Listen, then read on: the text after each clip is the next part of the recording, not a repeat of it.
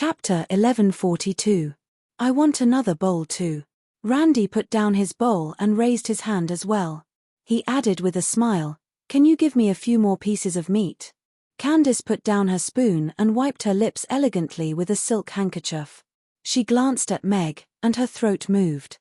However, she held it in and didn't say anything. She was secretly anxious. If they can all have another bowl, I should have one too, right?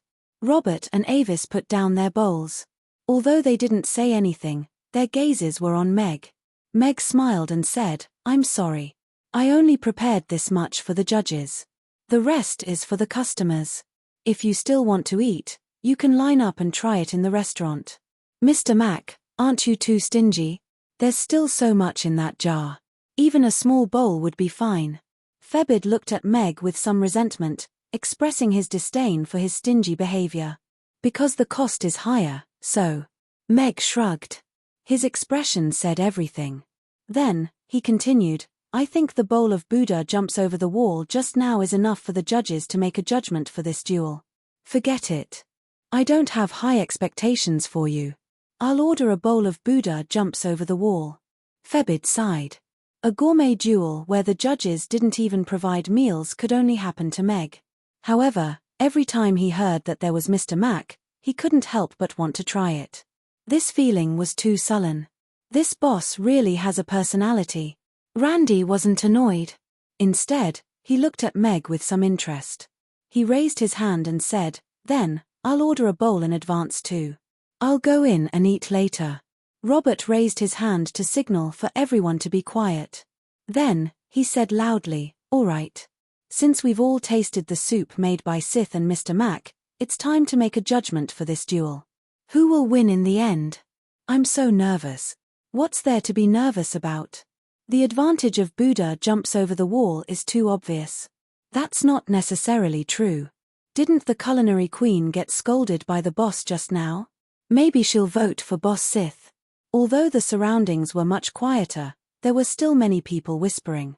There was also a hint of anticipation and nervousness on the faces of the members of Amy's team. The final result was about to be revealed, and the victor would be decided. The bowl of Buddha jumps over the wall soup in Sith's hand hadn't been touched. Although his expression was still calm, his trembling hand that was holding onto the bowl showed that he wasn't calm at all. The bald man and the people from Sith restaurant all had very nervous expressions on their faces. They looked at Sith, then at the judges. If they lost this competition, then they would become laughingstocks. Mr. Meg's Buddha jumps over the wall really amazed me.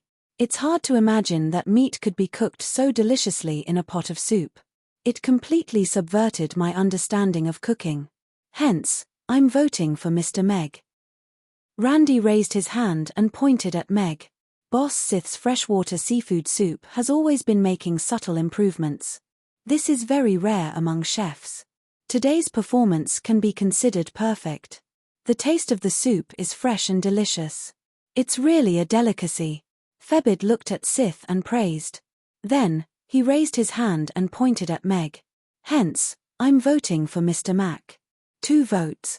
The expressions of the audience suddenly became nervous. According to the rules, the winner of the competition would be decided by the number of votes.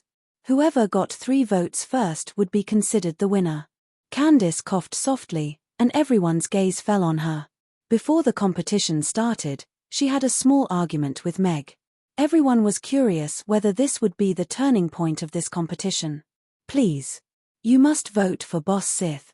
The bald man put his hands together and prayed sincerely.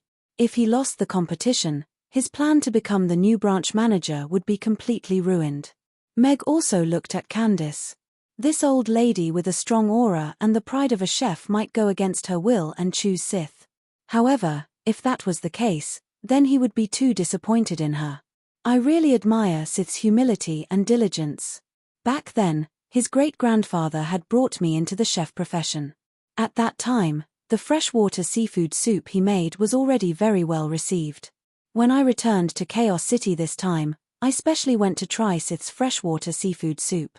I was initially worried that after 3 generations, the heritage would be lost, and it would become ordinary.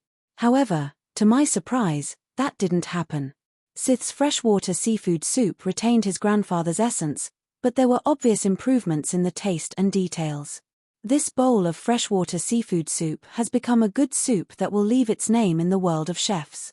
Candice looked at Sith with a gratified smile on her face. Sith was slightly taken aback. Although he knew that his family had some connection with Candice, he didn't know that she had followed his great-grandfather into the family. After hearing her evaluation, he felt warmth in his heart. He found recognition for the career that he had been working on for his whole life. He bowed slightly and said, "Thank you." Candice retracted her gaze and looked at Meg. There was a hint of scrutiny in her eyes, and her voice became colder as she said, "I have never liked people who don't respect their elders.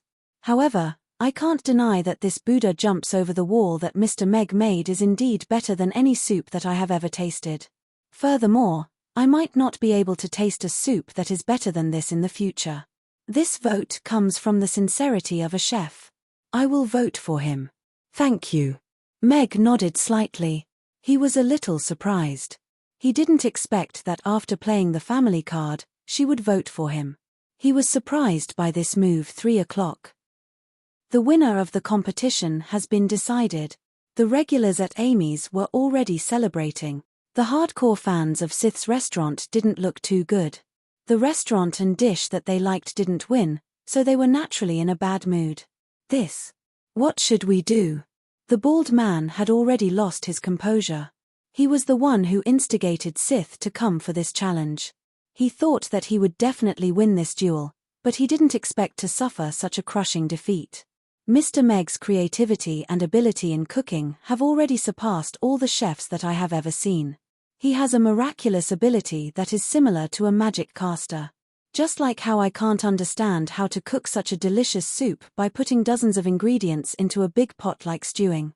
Avis looked at Meg with a smile, and said, "Although my vote doesn't affect the result, I will vote for Mr. Meg this time." Perhaps all the chefs in Rodu should be thankful that Mr. Meg didn't stay in the palace. Otherwise, there would be no suspense for the Best Dish Award in the future. Boss Sith and Mr. Meg are both extremely outstanding chefs in Chaos City.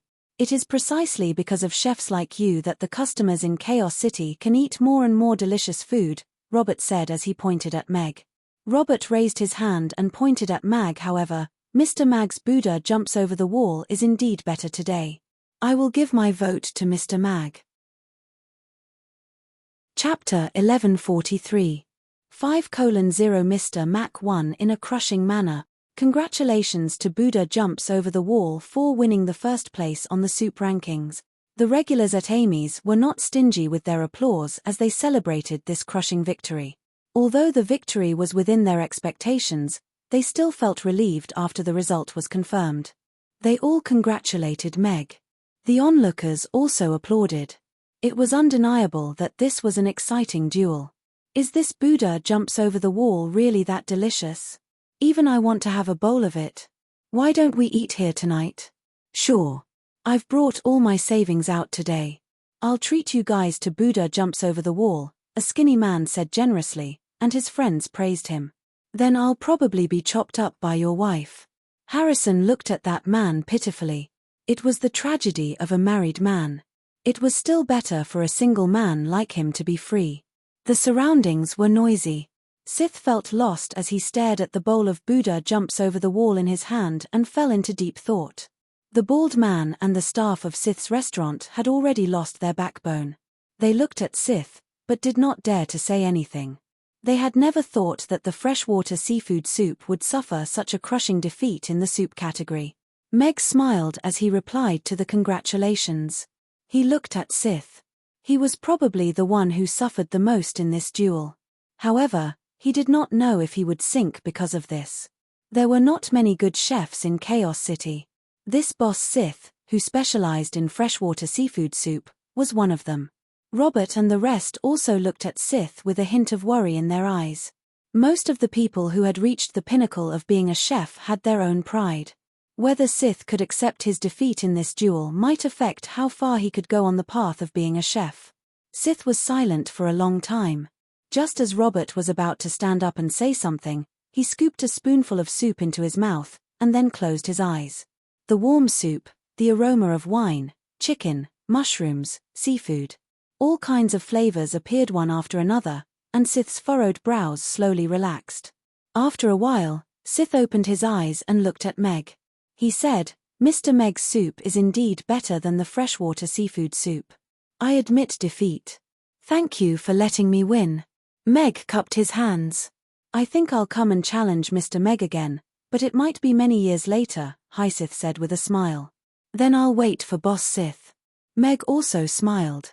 It seemed that not only was Boss Sith not dispirited, but he had also gained a new fighting spirit. This was a good thing. Sith finished the soup and meat in a few mouthfuls and passed the bowl to Mia.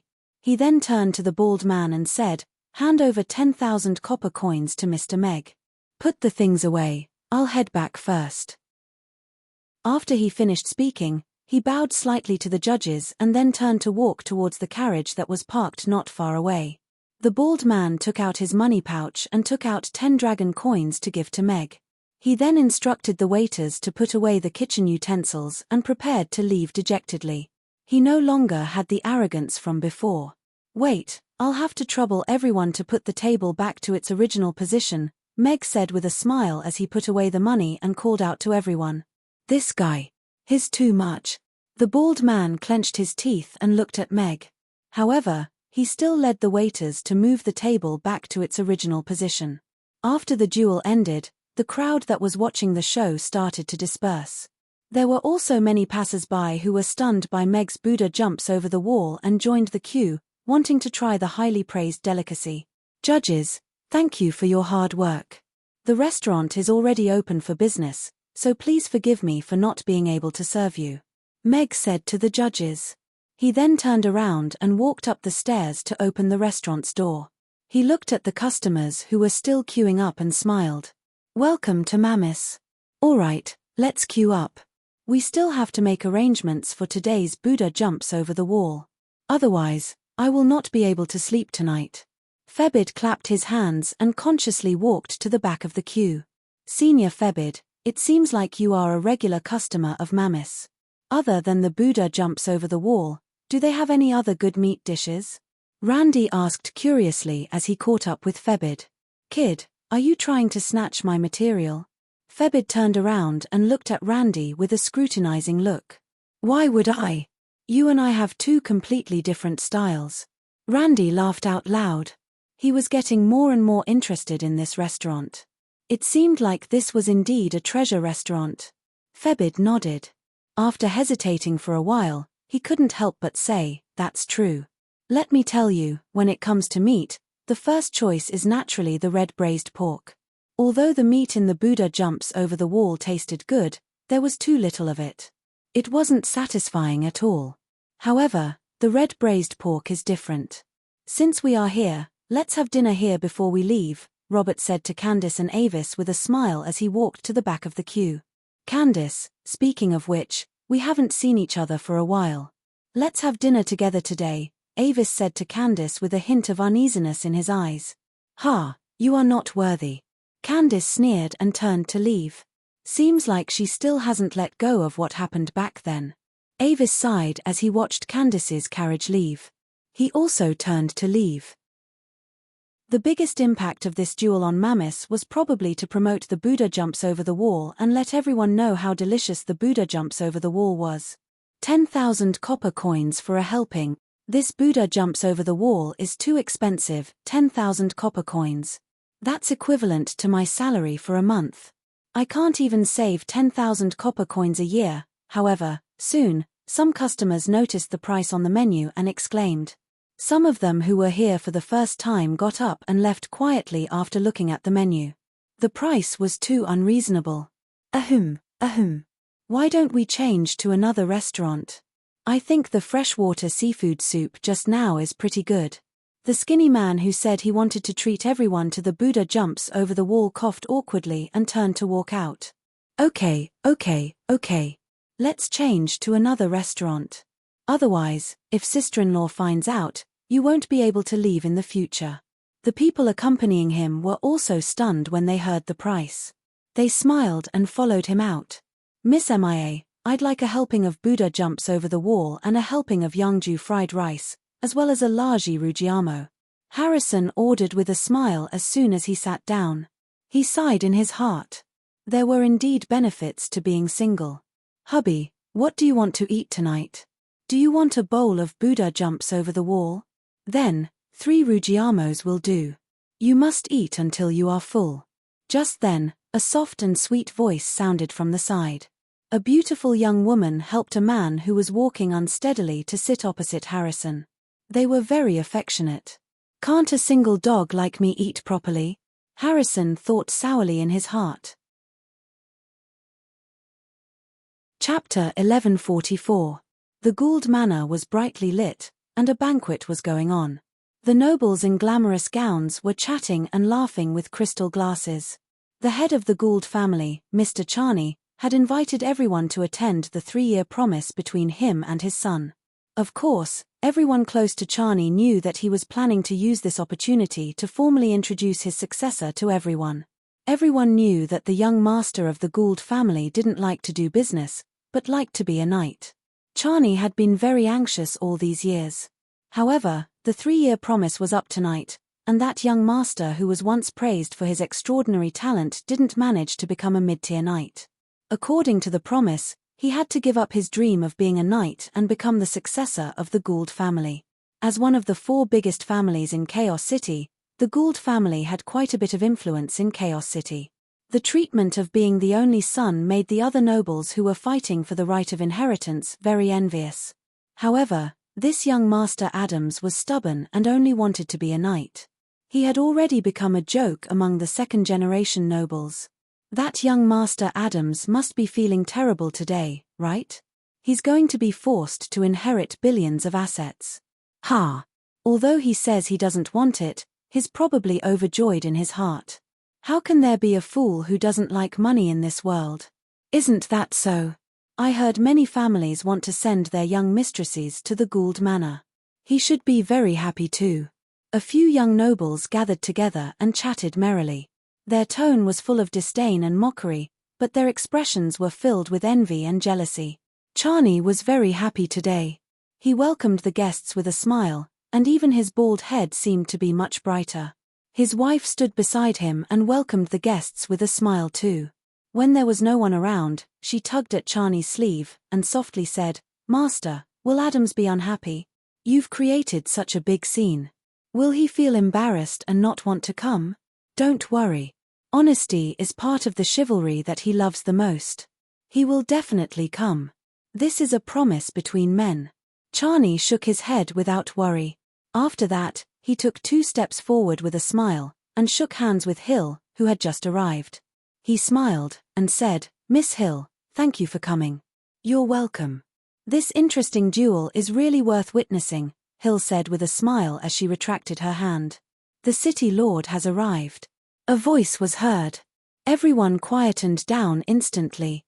They all looked towards the door in shock that Charney had invited the city lord. "City lord, thank you for taking the time to come despite your busy schedule." Charney and his wife hurriedly went forward and spoke respectfully with smiles on their faces. Today, he had put in a lot of effort to help Adams. However, as the successor of the Gould family, he deserved such a scene. "Charney, I'm not here for you today. I'm here for that young knight who is vexed about inheriting his family fortune or becoming an outstanding knight. Personally, I'm very supportive of him becoming an outstanding knight and protecting Chaos City," Michael said with a forthright smile. Charney was slightly taken aback, but he quickly smiled, and said, "You are his idol. If he heard you say that, he would probably be overjoyed." The guests arrived one after another. A man who was closer to Charney smiled, and said, "Charney, where is our knight Adams? He's the main character today. Don't worry. He will come. He should be on his way now," Charney replied with a smile. Charney replied with a smile as he shot a look at the old butler who was standing at the side. The butler understood what he meant and turned to leave quickly. Everyone toasted and chatted with one another. There weren't many banquets like this where half of Chaos City's nobles were gathered. Many people were here to make more friends and establish deeper relationships with the nobles. That was the objective of many of them. As for witnessing the young master of the Gould family become the heir, it was just a formality. The news about him was not a secret. He had not made any progress in the past 3 years, so it was basically determined that he would never be able to become a mid-tier knight. Of course, as the heir of a family, he did not need to be very powerful. Hence, he would still become one of the nobles in Chaos City after he took control of the Gould family completely. His efforts to become a knight were nothing but a joke in the eyes of most people. "Charney, you can retire with peace of mind now," a middle-aged man said with a smile as he clinked glasses with Charney. "I still have a long way to go before I can let him familiarize himself with the business and know how to manage a family business." Charney shook his head. The smile on his face betrayed his feelings. The entire banquet was joyous and harmonious. Everyone was waiting for the arrival of Adams. The joke of the 3-year agreement could finally come to an end. Young, the old butler, was just about to knock on the door when it opened from the inside. Adams, who was wearing gold and silver armor, walked out with a huge sword hanging on his waist. He was not wearing any armor, and his hair was very short. He looked almost bald. However, if one looked closely, they could see that his short hair was like the grass that had just sprouted in spring, trying to grow. "Let's go," Adams said calmly as he glanced at the old butler. Young master, it's not very appropriate for you to dress like this. I have already prepared a suit for you. Why don't you go back and change into it?" The butler said hesitantly. He felt that the young master looked a little different today, but he couldn't tell what was different. "It's okay. I'm not going to attend the banquet today. I'm just fulfilling the 3-year promise." Adams took the lead and walked forward. "Young master, it's not very appropriate." The old butler hurriedly followed behind. He finally understood why Adams looked a little different. He wasn't wearing a wig today. Moreover, young master's hair actually grew out again. The old butler followed behind Adams, and his heart trembled as he looked at the short hair on his shiny head. As an old man who had stayed in the Gould manor for his entire life, he had witnessed old Master Gould's bald life. He had also witnessed Patriarch Charney's journey from a bald youth to a bald middle-aged man. He had also witnessed young Master Adams going bald at an early age. Being bald was like a curse that was tightly attached to the Gould family. But now, Adams' hair actually grew out again. Wasn't this too unbelievable? "Father, I'm here." Adams stepped into the banquet hall and shouted loudly. Chapter 11:45. The armor that shone brightly under the light and the bald head attracted everyone's attention immediately. Everyone looked at Adams, who was standing at the entrance of the banquet hall, in astonishment. Their gazes could not help but linger on his head for a while before their expressions became strange. It was said that the Gould family had hereditary baldness. Be it the previous patriarch or Charney, they had all gone bald at a young age. However, Adams had always displayed a hairy appearance, which made people suspicious. From the looks of it now, he should have been hiding his symptoms of premature baldness. In fact, he had already followed in his father's and grandfather's footsteps and become a member of the baldness army. What a pity! Many young mistresses felt as if their hearts were about to shatter. Adams was the perfect spokesperson for a rich, handsome, and muscular family. He was almost the best choice for a marriage alliance. However, he had gone bald at such a young age. This was really unacceptable. "Phut, ha ha ha." The few youngsters who had previously surrounded Adams and mocked him stared blankly at him for a moment before bursting into mocking laughter. The atmosphere in the banquet hall became awkward because of Adams' appearance. The Hill looked at Adams with a hint of surprise in his eyes. His gaze moved from the top of his head to the shiny armor on his body, and a smile of interest appeared at the corner of his mouth. Michael looked at Adams, then at Charney, and a smile appeared at the corner of his mouth.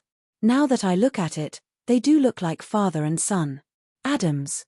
Charney was also slightly taken aback when he saw Adams. He did not expect Adams to make an appearance in such a manner.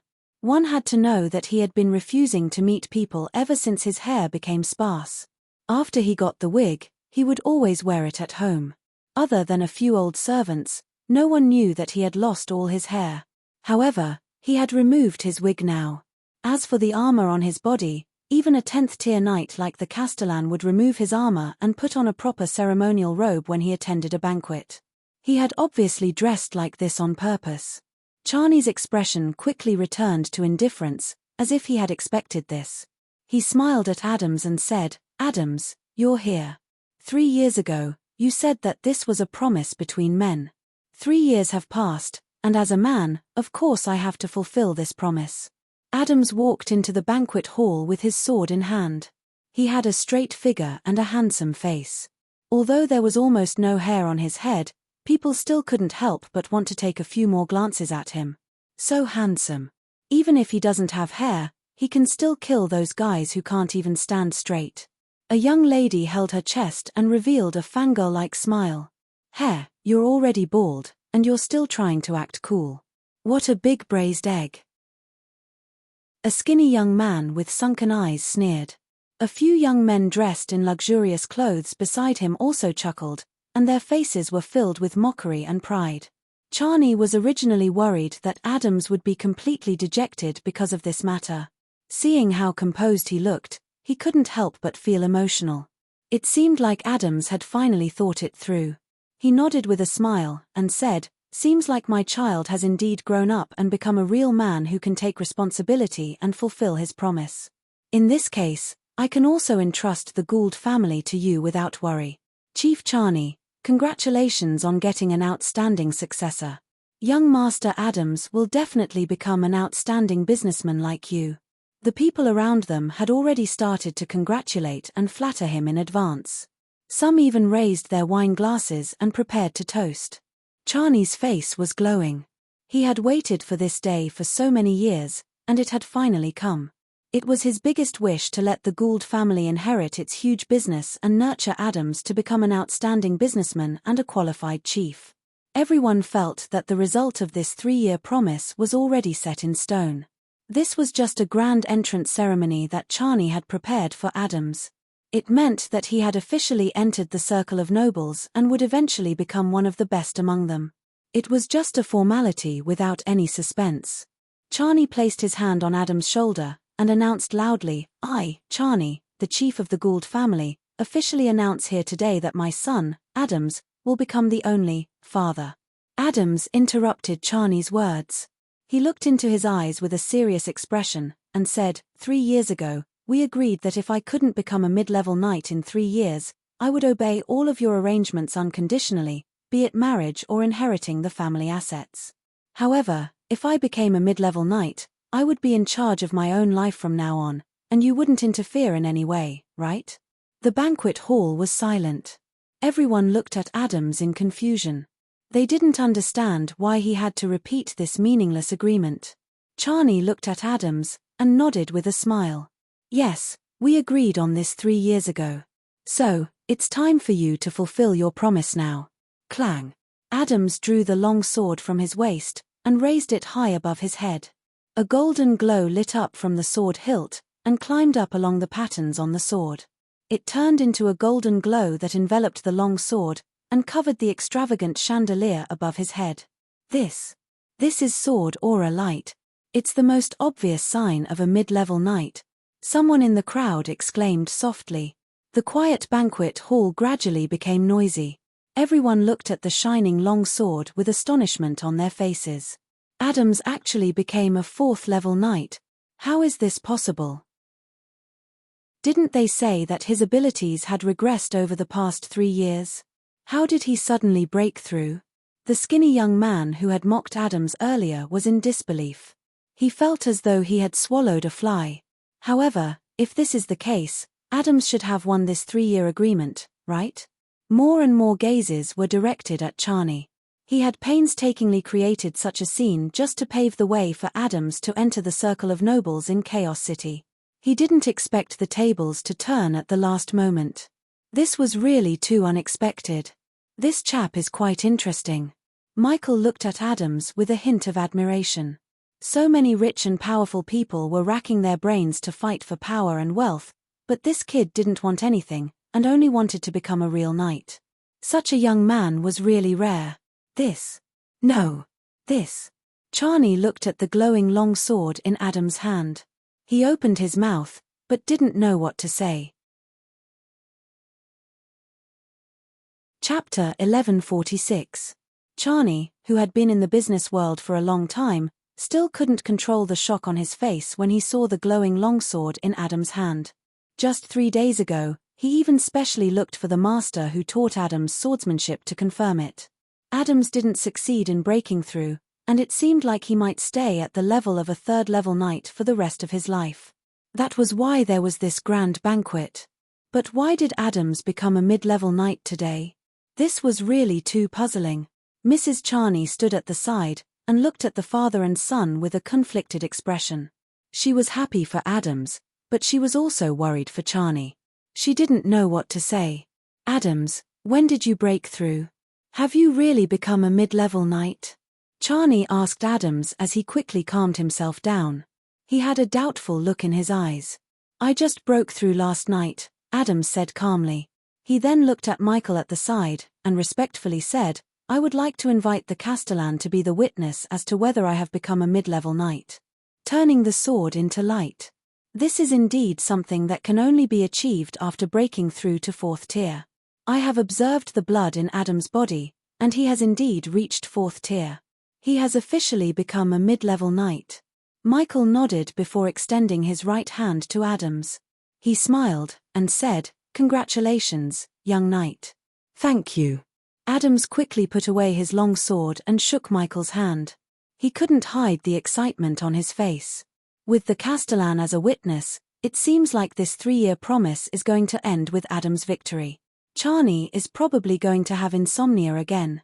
I really don't know what to say about this son of his. So impressive, a young 4th tier knight. Everyone looked at Adams and his son with different expressions. Some were surprised, some were gloating, and there were also some fangirls who revealed admiring smiles.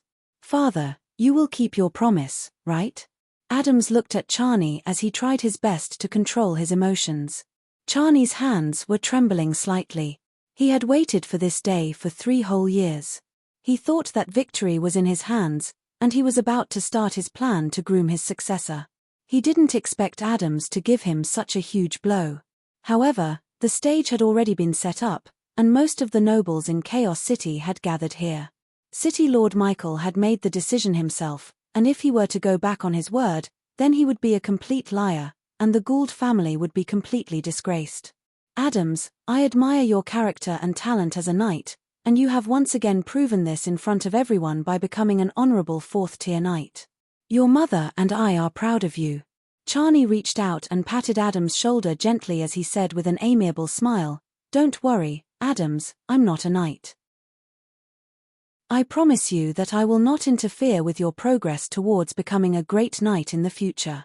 However, I hope that you can consider becoming a great knight while also becoming an outstanding successor of the Gould family. You will shoulder the responsibility of continuing the glory of the Gould family. Charney looked at Adams with a burning gaze.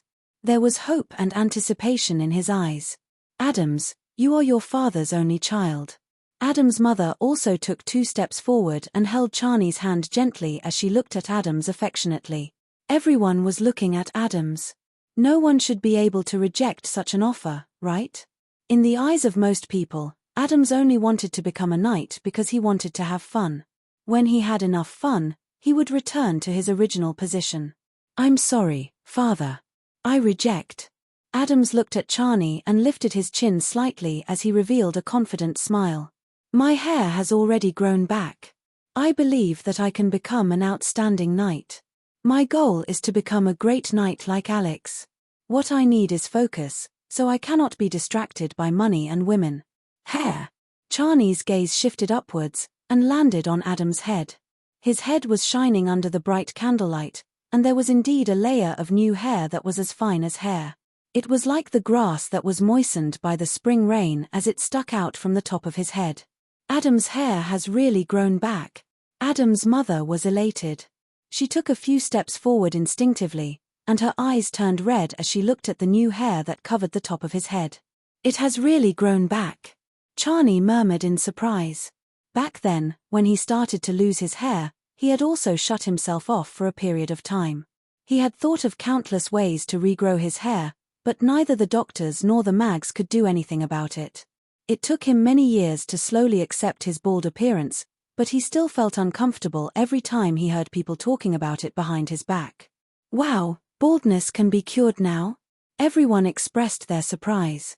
Many people who were suffering from hair loss had their eyes lit up. They looked at Adams and thought about how they could get close to him and ask for the method to cure their hair loss. Chani looked at Adams, and it was as though he was covered in a layer of light. His gaze was still as clean and pure as a youth's. He recalled the youth who wanted to become an outstanding musician but chose to compromise in the end. Now, he had already forgotten how to hold a musical instrument. Have I still become the person I hated back then? Chani thought self-deprecatingly.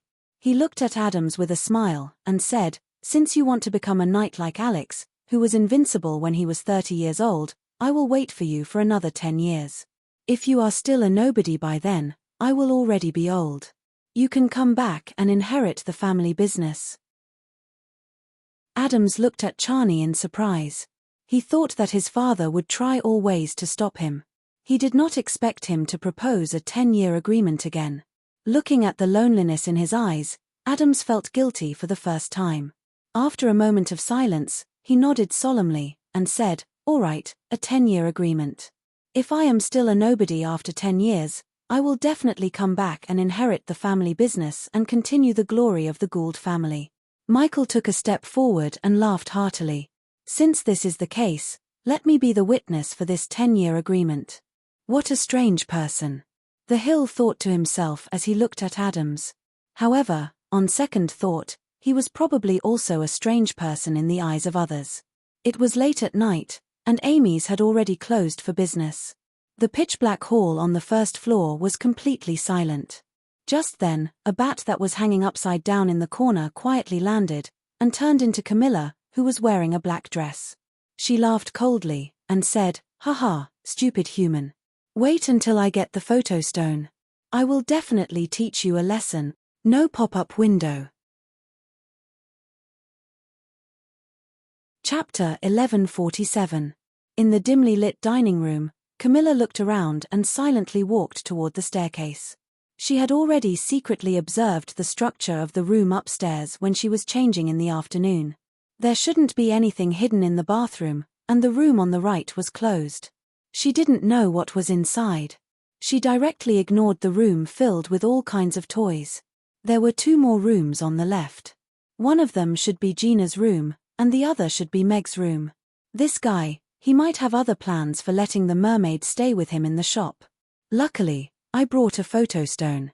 If there is something going on between the 2 of them, I can record it and use it as evidence. Camilla took out a white stone from her bosom as a proud smile appeared on her face. Soon, she tiptoed to the second floor. Click. Camilla opened the door to the study on the right softly. She dashed into the study. Her eyes emitted a faint light in the dark, and she could see everything clearly. The study wasn't big. There was a wall of bookshelves, and more than half of them were filled with books. There was also a brown wooden desk with 2 books and a tea set on it. There was nothing else in the room. Did this fellow really read so many books? Camilla's gaze swept across the various books on the bookshelves as she muttered doubtfully. Then, she started to search the room. However, she could see everything in the room in one glance. There were no cabinets or anything of the sort, and she didn't see any photo stone at all. Just as I expected, this fellow must have hidden the photo stone in the bedroom, and then peeked under the blankets in the middle of the night. He is indeed a perverted, stinky man. Camilla clenched her teeth and muttered to herself. If it weren't for the fact that he was a good cook, she would definitely tear him into a million pieces. Camilla took a deep breath and adjusted her mood. Then, she slowly walked toward the bedroom. Although there was a wooden door between them, she could already feel the steady breathing of the 3 people in the room. They should all be sleeping. She was a 9th-grade vampire. It was too easy for her to hide from a normal person and 2 little ones. She placed her hand on the door handle, and then silently opened the door. Camilla was stunned as she looked at the wooden door that didn't move. Why didn't the door move? Could it be locked from the inside? A trace of doubt appeared in Camilla's eyes. She turned the doorknob half a circle and then pulled the doorknob outwards with more force. The door remained motionless. Camilla stared at the door handle for a while to make sure that the door was not locked from the inside. But strangely, no matter how hard she tried, the door could not be opened. Her forehead was already covered in cold sweat. What kind of broken door is this? It's so hard to open the door. If I can't pull you away today, I'm not Camilla. Camilla said to herself angrily.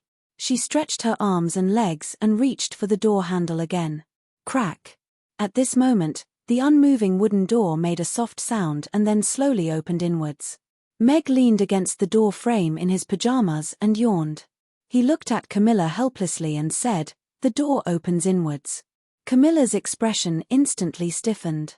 She looked at Meg, who was standing by the door, and then looked at the wooden door that was slowly opening. She felt that her intelligence had been insulted. Furthermore, why was Meg standing here?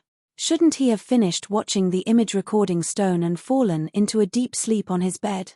"You. Why are you awake?" Camilla subconsciously blurted out. "If your doorknob was abused like this, even a pig would have woken up." Meg glanced at the doorknob. Luckily, it was not broken. Actually, when Camilla had just appeared in the dining room, Meg had already received the system's notification and the tracking video at the same time. He only left the warm bed and opened the door for her when he saw that she was so stupid that she was about to tear the door apart. "Furthermore, shouldn't I be the one asking you why you are here?" Meg stood up straight and said with a teasing expression. Camilla panicked.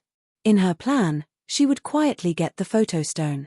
This was a matter of course. She did not even consider that she would be caught on the spot because she could not open the door. She looked at Meg and was stunned for 3 seconds. She started to retreat as she said, "Well, I seem to have entered the wrong room. It's getting late. You should go to sleep first. Don't worry about me." As soon as she finished speaking, she disappeared down the stairs. Then, there was a commotion downstairs, and the sound completely disappeared.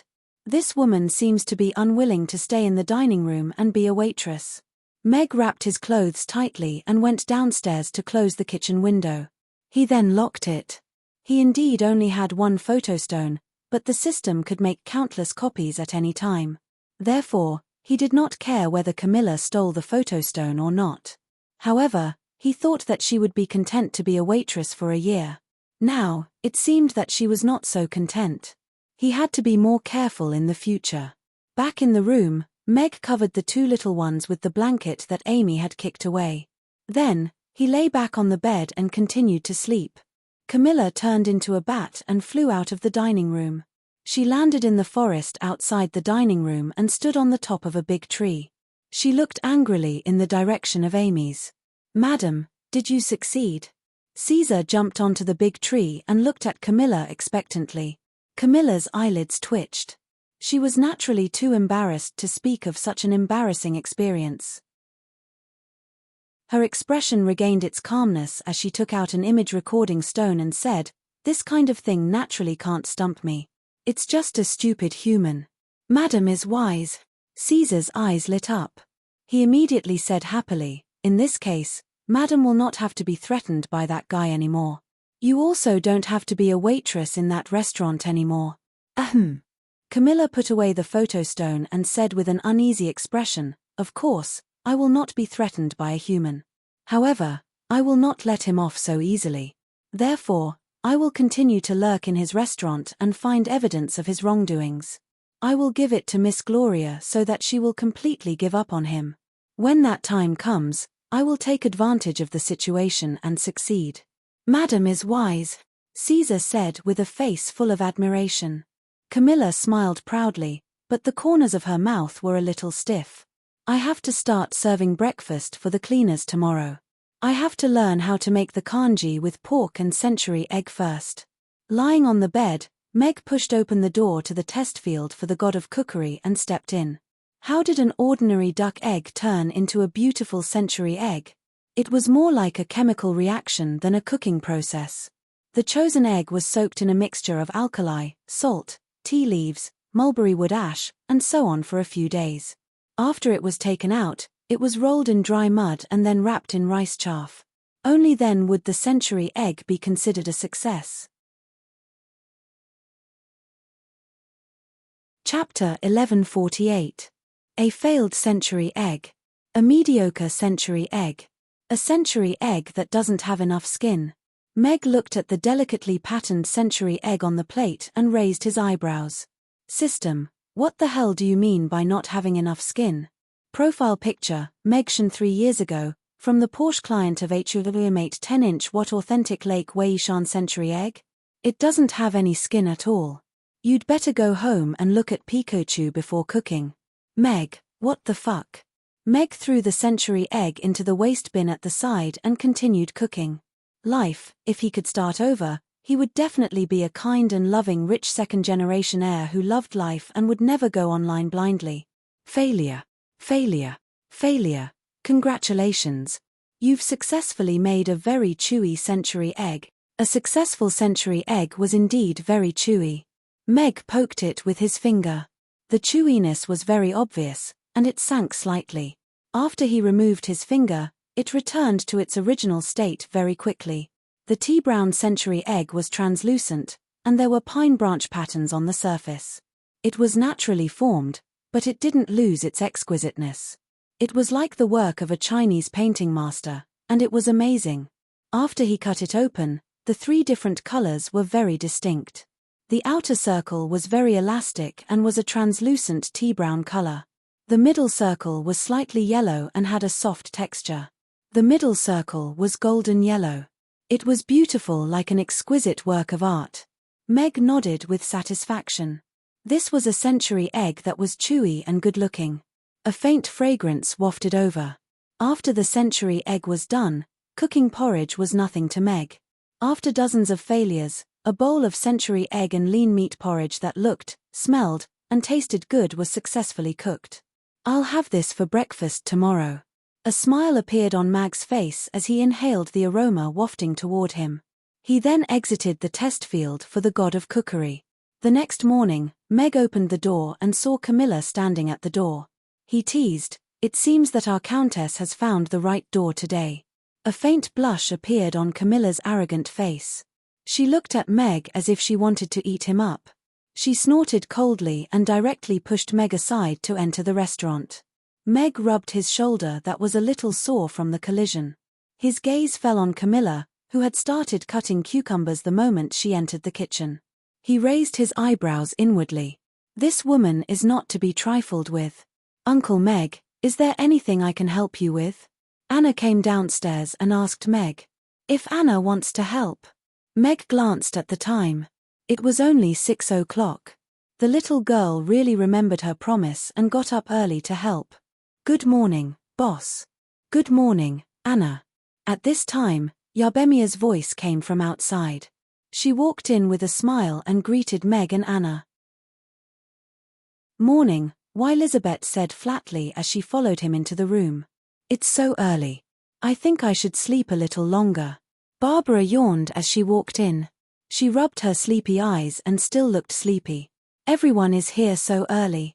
I thought I was the earliest, Gina said in surprise as she walked down the stairs and blinked her eyes. Boss, we're all here. If there's anything you need us to do, just tell us. Yabemia looked at Mag with an energetic smile, and said energetically, we're all here, boss. Meg looked at all the people present. There was still more than an hour before work started, but they all came early in such cold weather. He was touched, and said with a smile, I'm going to make breakfast for them now. It's kanji with pork and century egg. It's also a new product that we're going to launch today. Take a seat and rest. I'll need you when the kanji is distributed. Also, if you want to come at 6:30 in the future. Sleep more in the morning, Meg added as he walked to the entrance of the kitchen. A pot that was big enough to wash the rice and boil it over a large fire. Then, he added the various ingredients one by one. Meg was already familiar with the steps. The kanji gradually thickened in the pot. At this time, there were already cleaners outside the restaurant carrying mops. They looked into the restaurant carefully. Oh my, look at this big crystal. Such a big piece, and there are 2 of them. How much would it cost? an old man exclaimed as he looked at the floor-to-ceiling glass window of the restaurant. He reached out to touch it, but he quickly retracted his hand when he was about to touch it. He said with lingering fear, "If I break it, I won't be able to pay for it even if I sell my old bones." Yes, such a beautiful restaurant. This is the only one in the Aden Square. Even Duca's restaurant pales in comparison, an old lady exclaimed. "Do you think the boss will really prepare breakfast for us? I heard that the cheapest dish here costs 200 copper coins per serving. There are so many of us here. Won't we have to eat a few thousand copper coins? Or is he just going to make something for us?" A skinny old man said worriedly. "Elton, don't talk nonsense. Mr. Mac is a good person. If he said he would prepare breakfast for us, he will definitely prepare it for us," old Jack said with a glare. "Also, Mr. Mac is providing breakfast for us for free. Don't tell me you want to eat the best. I was just saying.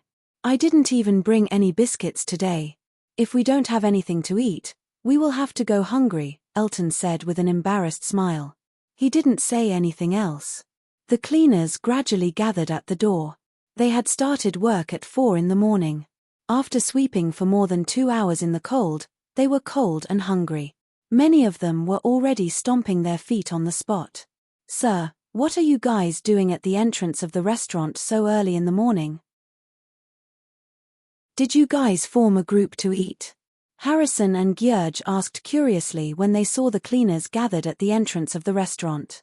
They had made an appointment to exercise in the morning, but they ended up lining up at the entrance of the restaurant after running a few steps. "The boss of this restaurant is a good person. He said he would provide us with breakfast for free. Isn't it almost 6:30? We are waiting for breakfast," old Jack said with a chuckle. "Wow, Mr. Mac is providing you with breakfast for free. How fortunate." Harrison looked at everyone enviously. "Mr. Mac is really a good person," Gyurge said with a smile. Ding. Right at this moment, the bell on the door rang, and the door of the restaurant opened. Mia walked out with a relaxed expression, carrying a large pot that was much thicker than her waist. She gently placed it on the ground by the door. "Is this what Mr. Mac meant by weak women?" Harrison and Gyurge swallowed their saliva at the same time. Yarbemia smiled at everyone, and then opened the lid of the big pot. A unique fragrance, accompanied by steaming hot steam, immediately surged towards the crowd.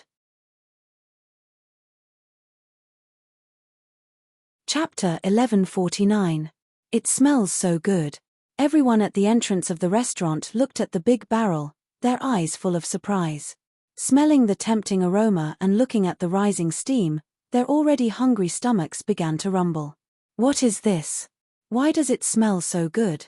An old man swallowed his saliva and stretched his neck to look at the big barrel. "It smells so good. It smells like meat. Is he going to give us meat in the morning?" Elton licked his lips and said in surprise, "Meat." The moment they heard meat, the eyes of the cleaners lit up. With their salary, it was barely enough to fill their stomachs. They could only eat meat once every few months. If they could eat meat every morning, that would be too blissful. This smell is so unique. Is Mr. Mac coming out with a new product again? Harrison was also curious. He took 2 steps forward and looked into the barrel. The rising steam shrouded the big barrel, and he could not see what was inside. Just then, Meg walked out with a bulletin board and hung it on the door. "Today's new product, Century Egg and Lean Meat Porridge. Special for breakfast," Harrison said softly. He clapped his hands and said, "I knew it. This must be a new product. Let's eat this for breakfast." "Okay." Gyurge nodded. Mr. Mac's new products will never disappoint. Meg nodded at Harrison and Gyurge in greeting. Then, he smiled at the cleaners and said, "Everyone is here. Please wait a moment. We will serve you a bowl of piping hot century egg and lean meat porridge." Century egg and lean meat porridge. That means there really is meat. Elton looked at the big barrel with sparkling eyes.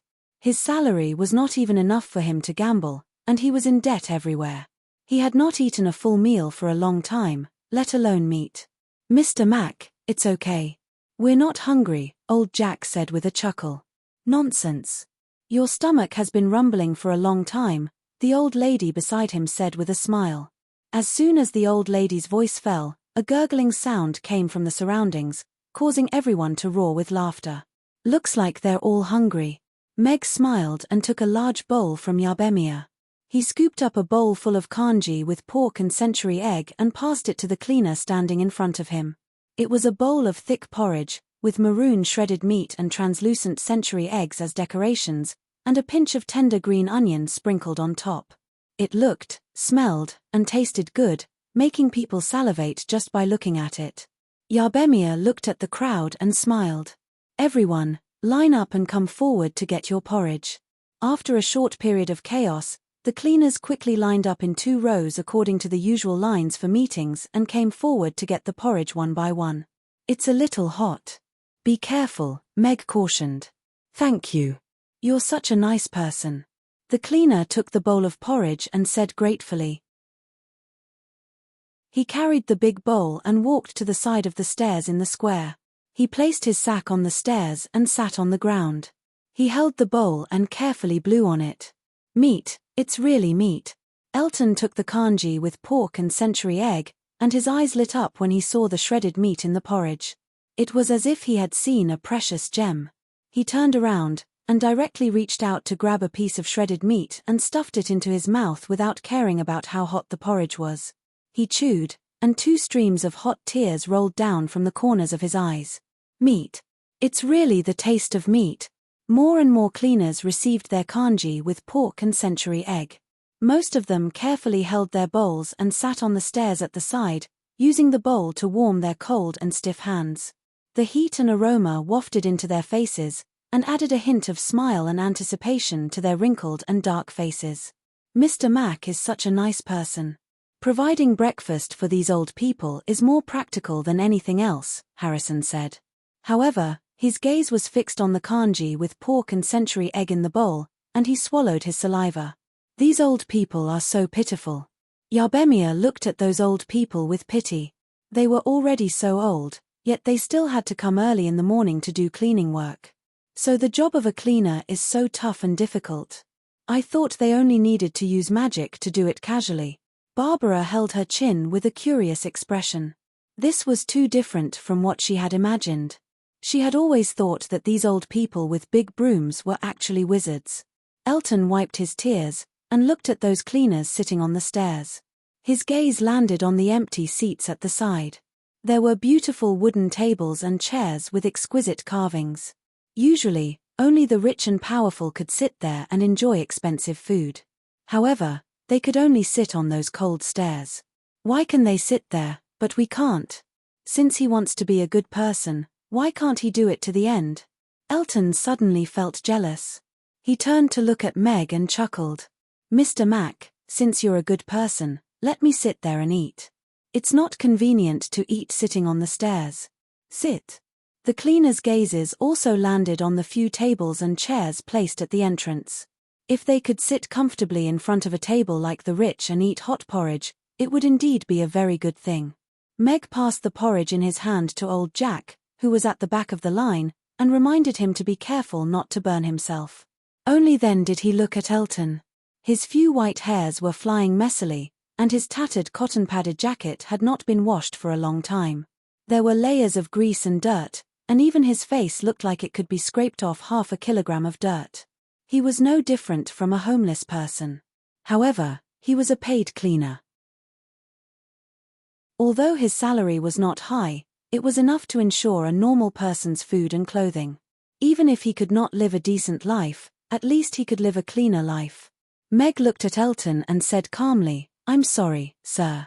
I can provide breakfast for you, but I can't provide a place to eat because the restaurant will be open for business soon. As you know, cleaning is not an easy task. I need to ensure that my restaurant can operate normally. What does that have to do with anything? Can't we just wipe you clean after we're done? Do you think we're dirty? Elton said innocently. The cleaner's gazes landed on Meg with an indescribable emotion. Meg looked at Elton with a slight frown. Did the thing he was most worried about still happen? Dirty Grandpa, don't you know that you're really dirty? Just then, a soft and cute voice sounded from the restaurant. Amy walked out with Ugly Duckling in her arms and looked at Elton with disdain.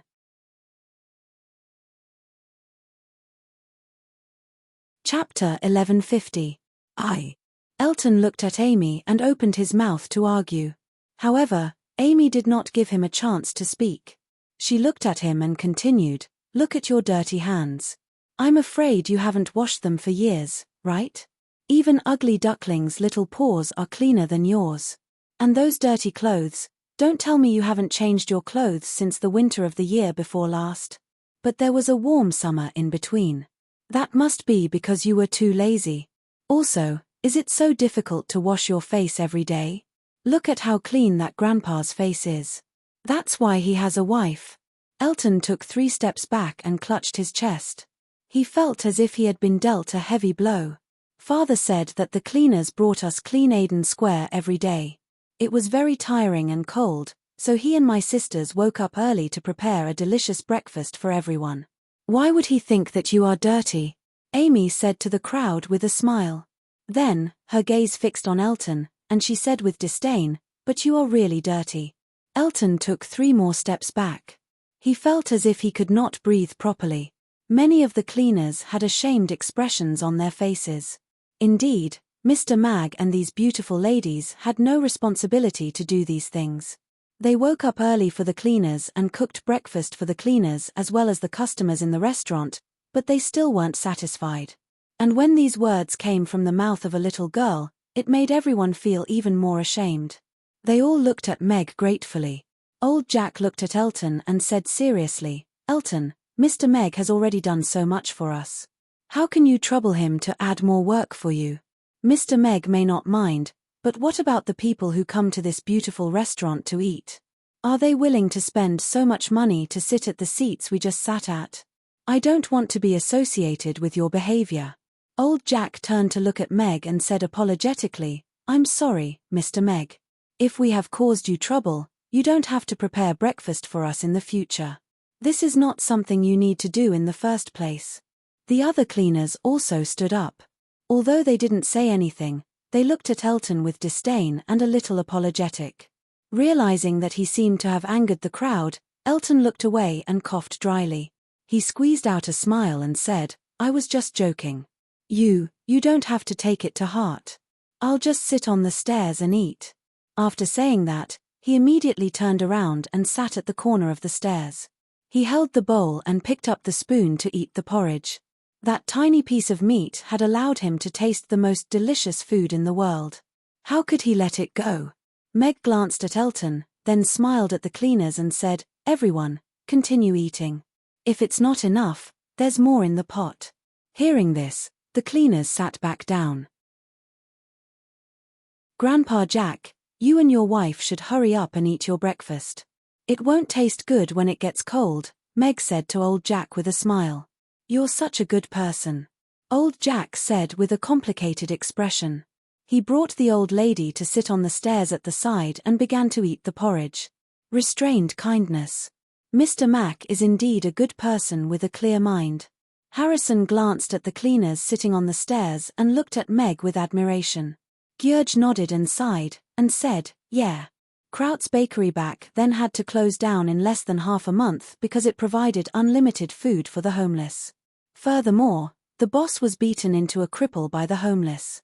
He's also wandering the streets now. "Wow. This porridge is too delicious." A cleaner picked up a spoon and scooped a spoonful of porridge into his mouth.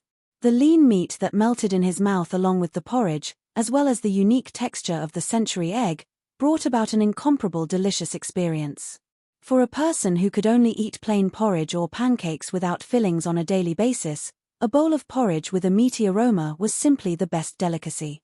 After swallowing a mouthful of hot porridge, the warmth slid down his throat to his stomach before spreading outwards. His cold body quickly warmed up from the inside out.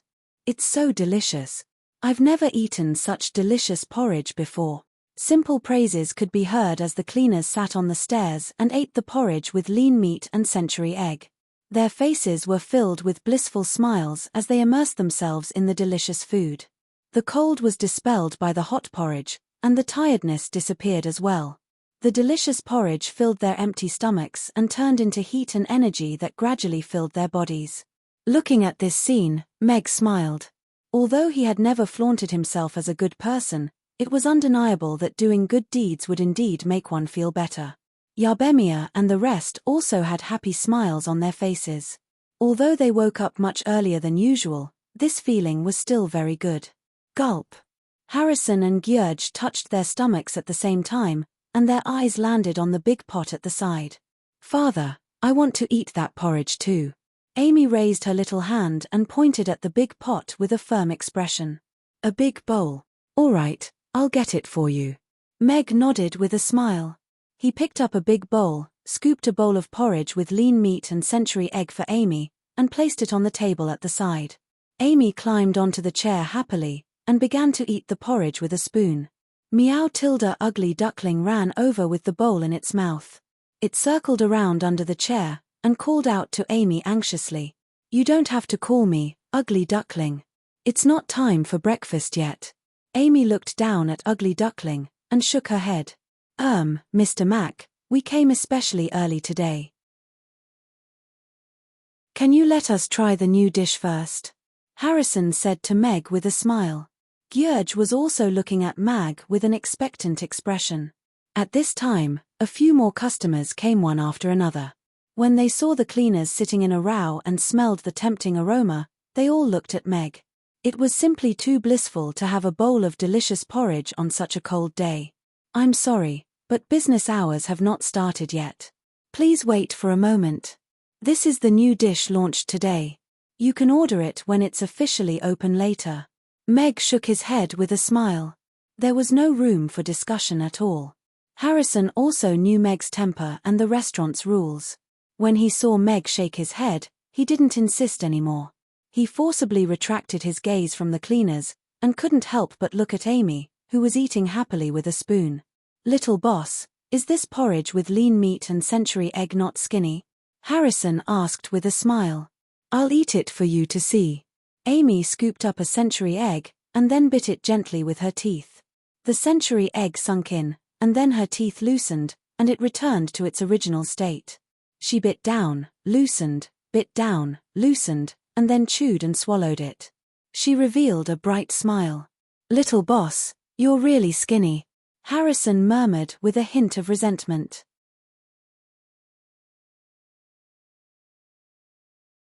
Chapter 1151. The customers arrived one after another and formed a long line at the entrance of the restaurant. Why do I have to go through this pain so early in the morning? I suddenly want to be a cleaner. Is this congee with pork and century egg really that delicious? Looks like I have to change my breakfast today. Looking at the cleaners eating the delicious hot congee on the stairs, the customers in the line felt a strong sense of discomfort and envy. A slightly plump cleaner finished the congee in his bowl and walked to the bucket with the bowl. He said hesitantly, Can I have another mouthful of congee? Of course, I've prepared enough congee for everyone. It's enough even if everyone has another bowl. Meg smiled and nodded. He took the bowl and scooped another bowl for him. Congee was not very filling, not to mention people like them who were hungry. Thank you, the cleaner said gratefully. He carefully returned to the stairs with the bowl in his hands. Hearing Meg's words, many cleaners brought their bowls over and scooped another bowl of congee. It was their first time eating such delicious congee. If they could eat another bowl, it would be too blissful. Although the congee was delicious, the cleaners ate quickly. Not long after, they finished 2 bowls of congee. Old Jack and his wife helped to clean up the bowls and chopsticks and placed them neatly on the table at the side. The cleaners expressed their gratitude to Meg and the rest. Their old faces were flushed with smiles. Burp. Elton burped. He had already eaten 3 bowls of congee. If it wasn't for the fact that he really couldn't eat anymore, he would have eaten another bowl. He casually placed the bowl on the table and looked at the congee with pork and century egg left in the big pot. His eyes lit up and he looked at Meg with a smile. That, Mr. Mac, we've already eaten this congee. You don't want it anymore, right? Why don't you give it all to me? I'll take it back for lunch. It'll be a pity if you throw it away. The rest of the congee is our breakfast. It won't be thrown away. Meg took the lid and put it on the big pot. He looked at Elton and said calmly, I'm not as noble as you think. You don't have to degrade yourself so lowly. We're just ordinary people. My daughter uses the same bowl and eats from the same pot as you. So do we. The cleaners who were about to leave looked at Meg and the cute little girl who was licking the bottom of the big bowl. Their eyes suddenly became a little wet. The customers standing at the side thought. They originally minded the cleaners had used the bowls and chopsticks, but now they felt a little ashamed and looked to Meg. Elton was stunned for a moment. He felt that the atmosphere was not quite right. He did not expect that a rich restaurant owner like Meg would eat from the same pot as them. His little plan failed. He awkwardly retracted his hand and smiled. If that's the case, then I won't think about it. You guys eat, you guys eat. After saying that, he took 2 quick steps, picked up his things and left quickly. Mr. Meg, Elton is just like that. He likes to take advantage of small things, but he's not too bad. I hope you don't take it to heart. I'll talk to him later. Old Jack looked at Meg apologetically. He was the first person to get to know Meg. He felt a little apologetic that something like this had happened. It's okay. Meg smiled and shook his head.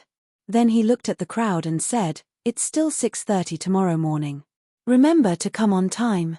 After the cleaners expressed their gratitude, they picked up their tools and left.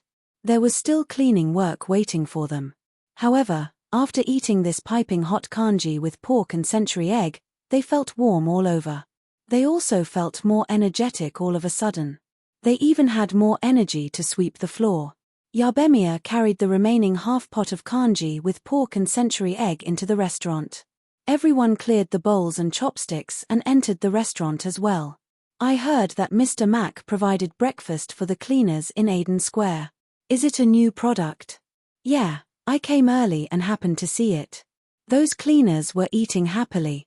One look and I can tell that it's delicious. Mr. Mac is really a good person. I have to try this congee with pork and century egg this morning. I want to see what kind of skin it is. The customers arrived one after another. The news of the new product and Meg providing breakfast for the cleaners spread quickly and caused a lot of discussion. Meanwhile, in the restaurant, Meg and the rest's breakfast was indeed the congee with pork and century egg that was left in the bucket. Yabemia's mouth moved as she swallowed a mouthful of congee. She said in surprise, this congee is really delicious. It melts in the mouth, and the texture is sticky. The fragrance of the meat has completely blended into the congee. And the century egg doesn't taste like duck eggs at all. It's so bouncy. It's so delicious. The others were also pleasantly surprised as they ate the congee with pork and century egg. It was even more delicious than they had imagined. The bouncy and beautiful century egg brought about a very wonderful experience. Father, can I have a youtiao? I think it should taste very good with this congee. Amy scooped another bowl of congee and raised her little hand. Who else wants youtiao? Tell me your name, Meg said as he stood up and walked towards the kitchen. Then I want one too. Mia raised her hand. I want to eat too. Anna raised her little hand. Meow. Ugly Duckling tried its best to raise one of its little paws. No, you don't want to. Amy pressed its paw back down. Meow tilde Ugly Duckling looked at Amy aggrievedly. Its aggrieved look made one's heart ache a little. Can't you wait to grow up already? I heard from father that the most suitable weight for roast duck is 5 kilograms. Amy lowered her head and looked at it seriously. Ugly Duckling's eyes widened, and it immediately shook its head like a rattledrum. It retreated to Anna's side and hid behind her with a whoosh. Outside the restaurant, there was a long line of customers again. This corner of the deserted square seemed very lively. Please make way. Right at this moment, a black horse-drawn carriage drove over and stopped in front of the restaurant. Adams walked out of the carriage and jumped down. He said to the coachman, "Take the thing out." "Yes." The coachman answered, and went into the carriage. Soon, he carried out a long plaque covered by a red cloth carefully. "What's this?" The customers in the line looked curiously at the long plaque that the coachman was carrying. What was this knight going to do? Adams tidied up his light armor, and then walked to the restaurant's door. He knocked on the door, and loudly said, "Mr. Mac, please open the door. I have something to pass to you." Meg, who was coming out of the kitchen with a plate of fried youtiao, heard that. He placed the youtiao on the table, and gestured for the ladies to eat first. He walked to the door and opened it. He looked a little puzzled when he saw Adams standing in front of the door and the coachman carrying a long plaque behind him.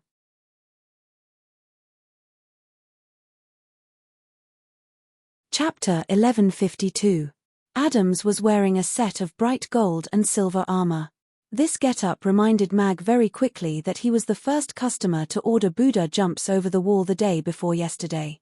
He even appeared very excited after he finished eating. Thinker, handwritten text version. Net, however, the day before yesterday, he still had a head of thick hair. Today, his hair was so short that he almost looked bald. Only a little bit of short hair could be seen. Indeed, some people look bright and beautiful on the surface, but in reality, they are already bald inside their wigs. Meg was deep in thought. However, why was he bringing people and carrying an unknown object so early in the morning? What was he planning to do? "Mr. Mac, I am here to give you a memorial tablet," Adams said a little agitatedly. "Memorial tablet?" Meg raised his eyebrows. Was he here to cause trouble early in the morning? Wasn't it too much to give him a memorial tablet? When the customers heard that, they all looked sideways. This young man looked quite handsome, but from what he said, could it be that he was here to cause trouble? No, I was wrong. It's a plaque. It's a plaque of gratitude. Adams quickly realized his slip of the tongue and quickly shook his head. He turned around and tore off the red cloth on the plaque. A shiny golden plaque appeared in front of everyone's eyes. The shiny pure gold was very dazzling. "Master of Hair Growth." Harrison, who was at the front of the line, blurted out. Meg looked at the shiny golden plaque and the 4 big words made of pure gold. His mouth was wide open, and he didn't know what to say for a moment. The regulars in the line looked at the short hair that had just appeared on Adam's head and then looked at the shiny golden plaque. They suddenly understood something. I really can't accept it. I really can't accept it. Meg shook his head and said. He was running a restaurant. What master of hair growth? Where was he supposed to hang this kind of plaque? What if people went astray in the future and gave him silk banners that said medicine helps the world, unparalleled miracle doctor, or gynecology sage? Your extraordinary creation and invention changed my life. This plaque is just a small token of my appreciation. If you can't accept it, then no one else in this world can. Please accept it. Adams said with a sincere expression. He had commissioned someone to make it yesterday and delivered it personally this morning to express his gratitude. Mr. Mac, just accept it. Look at this plaque. It's shiny and bright. It'll be very eye-catching if you hang it on the door. It'll help increase the restaurant's popularity, Harrison said with a chuckle. That's right, Mr. Mac. He's also doing this to thank you. You've done a good deed, so just accept it. Soon, other customers also tried to persuade him. Speaking of which, should I make a plaque for Mr. Mac that reads Master of Midwifery to express my gratitude? Gyurge looked at the plaque thoughtfully. Please accept it, Mr. Mac, Adams said sincerely. Seeing Adams' sincere expression and listening to the other customers' persuasion, Meg pondered for a while. It wasn't appropriate for him to be in a stalemate here, so he nodded reluctantly. He looked at Adams, and said, Since you're so sincere, I can't reject it. However, although I'll accept this plaque, I won't hang it up. I'll keep it well. Adams was slightly disappointed when he heard that Meg wasn't going to hang it up. However, he quickly smiled and nodded. All right, I'll let Mr. Mac make the decision. It's fine as long as you can accept my sincerity. You're welcome. Meg nodded slightly and heaved a sigh of relief in his heart. If Adams insisted that he hang the plaque on the spot, Mammis would have to change its name to Mammy Hair Growth Hall in the future. I'll get him to bring the plaque in for you. It's a little heavy. Adams stepped aside to let the coachman pass. It's all right. I'll bring it in myself. Meg reached out to take the plaque from the coachman. This plaque seemed to be made of gold, and it was indeed quite heavy. If it was hung outside, it would probably be stolen the next day. Then, I'll go and eat first. I still have to send Amy to school later. With that, he turned and entered the restaurant with the plaque. You can go back first, Adams said to the coachman, while he went straight to the back of the line and lined up. So young Master Adams' hair grew because he ate Mr. Mac's Buddha jumps over the wall. I wonder if his sudden breakthrough has anything to do with Mr. Mac. In the line, a middle-aged man's gaze followed Adams all the way to the back of the line. He seemed to be deep in thought. If I tell Master Charney about this, there should be some new breakthroughs in the business that didn't go through the previous time. I heard that he was also troubled by hair loss when he was young. Meg went out, and then came in with a shiny golden plaque. He immediately attracted the attention of all the ladies who were eating at the table. Father, what's that? Amy asked curiously. Hair Growth Master? What kind of title is that? MIA read the words on the plaque, and asked curiously. Seeing that everyone was curious, Meg explained helplessly, a customer gave it to me. He said that I changed his life, so he specially gave me a plaque to express his gratitude. Then, why don't you hang it outside for everyone to see? Anna asked curiously. Isn't it a little strange to hang the plaque of a hair growth master in a restaurant? Barbara looked at the plaque. Yes. We are a restaurant, after all, and it's not good to reject a customer's goodwill. However, this plaque is indeed not suitable to be hung at the door. Meg nodded in agreement. He carried the plaque and walked towards the stairs as he said, You guys eat first. I'll bring the plaque upstairs. Ding. Congratulations, host, for obtaining the title of Hair Growth Master and triggering a hidden mission. Hair loss will cause great harm to a person's physical and mental health. As a candidate for the god of cookery, you must have the world in your heart and save those who are troubled by hair loss so that they can have beautiful hair again and welcome a new life. Please help 30 people with hair loss to get rid of their hair loss problems within 3 days. Mission success. You have received a recipe for steamed fish head with diced hot red peppers. Mission failure. Host will become bald, and it will be irreversible. Mission progress. 6/30. Right at this moment, the system's voice suddenly sounded in Meg's mind. Fuck. Meg almost blurted out. System, your punishment for failure is too vicious, isn't it? What the hell is bald?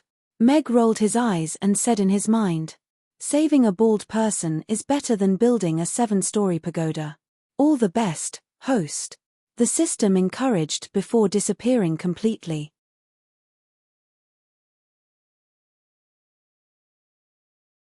Chapter 1153. Meg resisted the urge to hang the signboard with Master of Hair Growth at the door.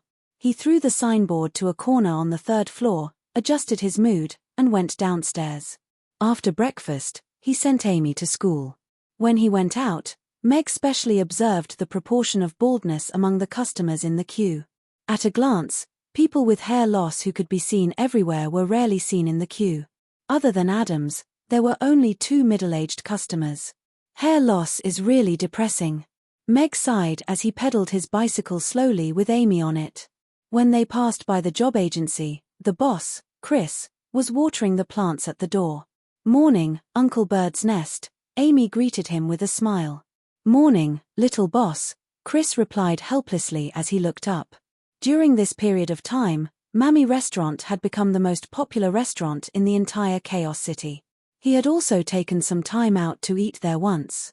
Although the job agency had brought him quite a bit of income, it was still very painful for him to fork out a few hundred or even a few thousand copper coins for a meal.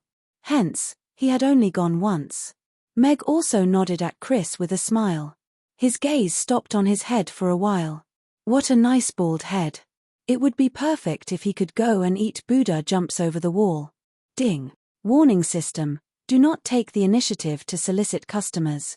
Otherwise, it will be regarded as a violation, and the mission will be deemed a failure. Before Meg could say anything, the system's voice had already sounded in Meg's mind. System, aren't you going overboard? Good wine doesn't need to be afraid of deep alleys. Basic advertising is in line with the trade rules. What right do you have to stop me from advertising? Meg raised his eyebrows.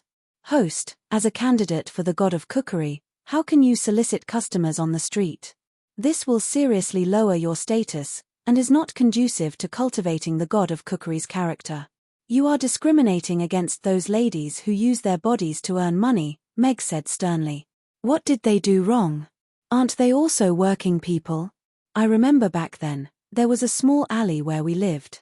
There were many young ladies living in the alley. They often stood at the door to enjoy the cool air. They were very hospitable and always invited me to their houses to play. They were such nice girls. Later, because there were too many people who wanted to raise the city's standard, the alleys were gone, and so were the warm and hospitable ladies. Don't you think that's right? Meg continued. Isn't hospitality a compliment in the human language system? Then why were they chased away? Searching for information. There was no required information in the database. The question is unsolvable.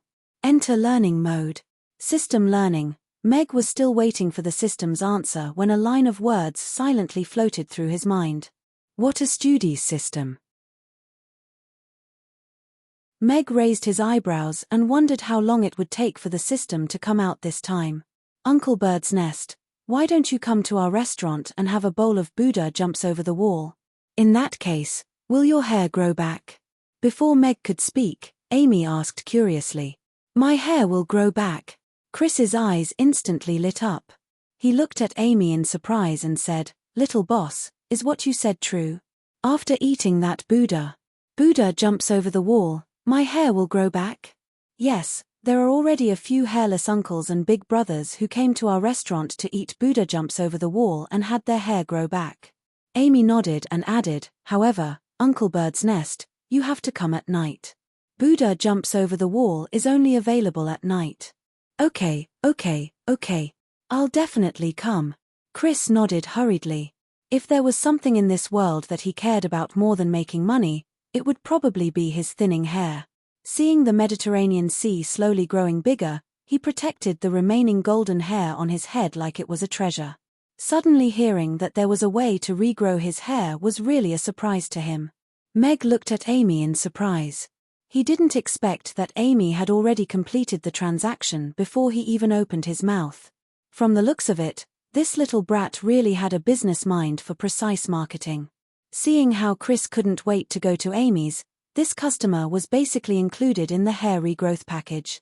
Meg pedaled his bicycle and continued to ride in the direction of the school. Holding Amy's hand, he walked into the school. It was indeed a place for intellectuals. Meg immediately saw a few bald heads and a few heads that were trying to probe the edges of the bald heads. Especially in the direction of the physics faculty, a few young people with receding hairlines were fiercely debating about something. As they shook their heads, their hair fluttered in the wind. The scene was quite shocking. This is really a rich resource bank. Meg's eyes lit up. It was a pity that there was no computer science faculty. Otherwise, all he had to do was run to the entrance of the school and shout, and the students and teachers of the computer science faculty would probably fill up the cafeteria. A backup plan had already appeared in Meg's mind. As soon as they entered the magic lab, Crassus looked at Amy with a smile and said, After my discussion with Julian, if little Amy wants to take a break so much, we will also give you a long break. 5 days before and 5 days after Peace Day, for a total of 10 days. Really? Amy's eyes lit up. Of course it's true. When has Master ever lied to you? Crassus nodded with a smile. Thank you, Master Crassus. Amy threw herself into Crassus' arms, then turned to Meg and said happily, Father, I can take a break too. Yes, Amy can take a break too. Meg smiled. It seemed that Crassus and Julian still cared about Amy's wishes. Although she couldn't take a 30-day break like ordinary students, a 10-day break was still very rare. When they returned to the restaurant, it was time for the morning business. The news of Adams giving the plaque in the morning had already spread. The rumor that the Buddha jumps over the wall could help with hair growth was verified again, and it had become a hot topic. Who didn't have 1 or 2 people who were suffering from hair loss? Since there was such a special medicine, even if it was a little expensive, it was still very recommended. After the morning business ended, the sun was shining brightly. Meg took the recliner out of the door, laid it down, and was about to take a nap under the sun. "Mr. Meg, I hope I didn't disturb your sunbathing?" At this moment, a gentle and pleasant voice sounded. Meg opened his eyes and sat up. He looked at Gloria with a smile and shook his head. "It's okay, I just laid down." "Miss Gloria, is there anything you need from me?" "Yes, there's something I want to hear Mr. Meg's opinion on, so I abruptly came to disturb you." Gloria nodded. "Then let's sit over there and talk. I'll go get a pot of tea." Meg got up and gestured for Gloria to sit at the side while he turned around and went into the restaurant. Wonderful bookhouse.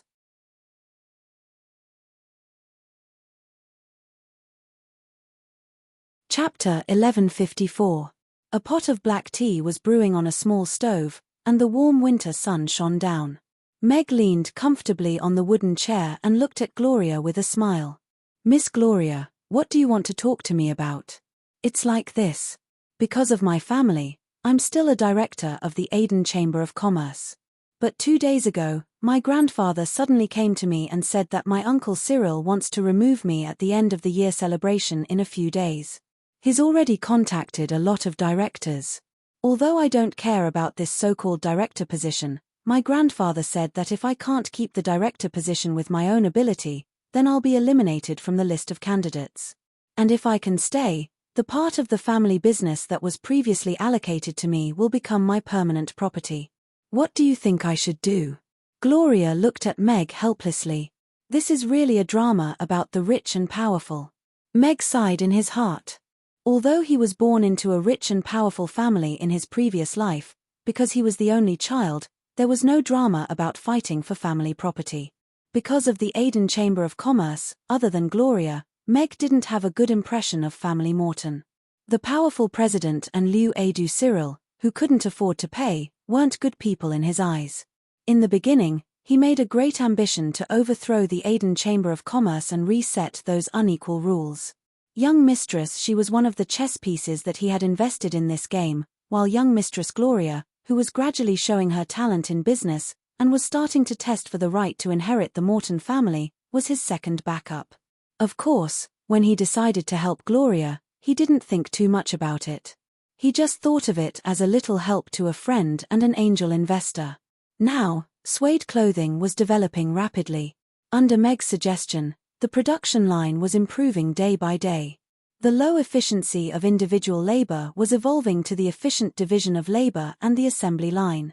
The productivity was also increasing. They had obtained a piece of land in the north of the city and were preparing to build a new garment factory. Gloria's talent and judgment in business operations won Meg's admiration. However, she was a little immature when it came to handling daily affairs. Judging from the change in your grandfather's attitude, there should be some changes in his views regarding the successor. If you can complete this mission, perhaps you can truly compete with your uncle on the same level as him. However, since he dared to bring this matter up directly with your grandfather, he must have contacted many of the directors who can vote. Moreover, he has been the sole heir of family Morton for many years. There should be more people who think that he will become the family Morton's successor.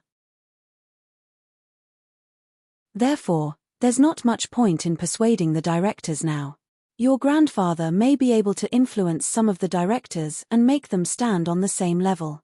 However, in just a few days, you won't be able to produce results that will convince the directors. Meg analyzed. Then what should I do? Gloria stared at Meg and asked. It was because of this that she felt helpless and came to see Meg. Perhaps you can go and see Miss Hill. There are 4 major families in the Aden Chamber of Commerce. Other than family Morton, the Buffett family is the most powerful family. If she can stand on your side, perhaps the result will be different. Meg said. Miss Hill. Gloria was slightly surprised. She shook her head and said, Miss Hill is on bad terms with my grandfather because of the election. She definitely won't stand on my side. How do you know if you don't try? Meg said with a smile as he poured a cup of black tea and placed it in front of Gloria. Gloria looked at Meg's encouraging eyes. After a moment of silence, she nodded hard and said, Yes, I will try. Even if I fail, I have to at least give it a try. After drinking a cup of black tea, Gloria left. Meg drank tea alone for a while. He didn't feel sleepy anymore. He put away the tea set and rode out on his bicycle. He hadn't received any news from the elves for 2 days. Looks like the night elves aren't doing well. I wonder if Phyllis and the others are doing well. Meg walked out of the alley and changed back into his own clothes. He frowned. He had just spent a lot of gold coins to exchange for the latest news. The wind forest had surrounded the catacombs where the night elves were. The attack and defense of the catacombs had already been fought several times. Although the night elves had the advantage of the terrain, the wind forest had more soldiers and powerhouses. Now, they were completely relying on Irina's powerful individual strength to support the last line of defense of the night elves. Although the gnomes had lent the catacombs to the night elves, they had no intention of intervening in this war. They hadn't given any help to the night elves. The catacombs were now like an isolated island. All the forces had basically assumed that this rebellion would be quelled soon. Even with Irina's guidance, the night elves were still too weak to shake the rule of the wind forest. I have to find a way to give Irina more help, Meg muttered to himself. He rode his bicycle back and stopped at the blacksmith shop next door. When he entered the blacksmith shop, the sound of blacksmithing came from behind. "Mr. Mac, why are you here?" Meg had just walked to the door of the forging room when Morbai looked up and saw him. He was a little surprised. "About the cannon, I thought of something recently, so I wanted to talk to you about it," Meg said with a smile. Morbai's eyes lit up when he heard that. He put the heavy hammer in his hand aside and said with a smile, "Okay, then let's talk outside. I also have some questions that I want to ask you.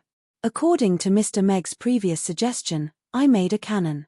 But for some reason, the cannonballs often explode inside the barrel, causing damage to the barrel. It can't be fired and can't cause any damage. Also, the cannonball's power can't be increased within the limited volume. I estimated that a cannonball exploding at close range can only cause a fatal threat to a level 3 magic beast," Morbai said with a frown as he spread out a blueprint. Meg took a few glances at the blueprint, and asked, "Where's the barrel?" "In the workshop outside the city.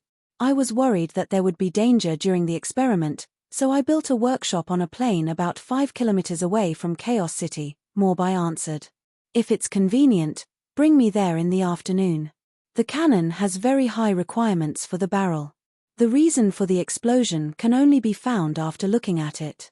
I also have some ideas about how to increase the cannonball's power, but let's talk about it after we see the cannon," Meg said to Morbai.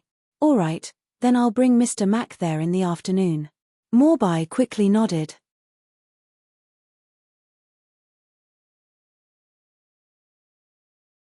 Chapter 1155. After lunch, Meg followed Morbai to the outskirts of the city. Morbai's cannon workshop was built on a plain 10 miles away from the city. The surroundings were desolate, and the yellow soil was everywhere. A yellow soil courtyard stood out from the rest.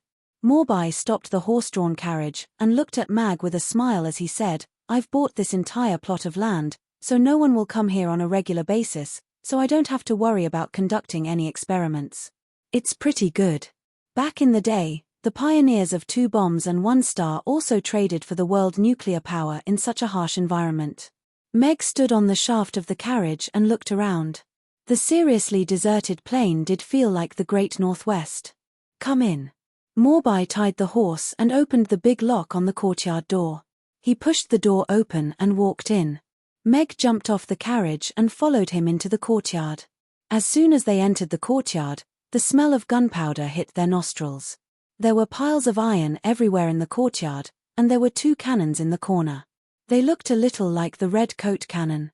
"Mr. Mac, look, these are the cannons I made. These 2 were made 2 days ago. I made some improvements. The barrels were damaged before, so they are now scrap metal." Morbai led Meg to the cannons in the corner. Although Meg graduated from mechanical design, he did not study firearms manufacturing. He did not have any in-depth research on high-grade cannons. He could only give some suggestions on the manufacturing process of these 2 cannons from a mechanical perspective.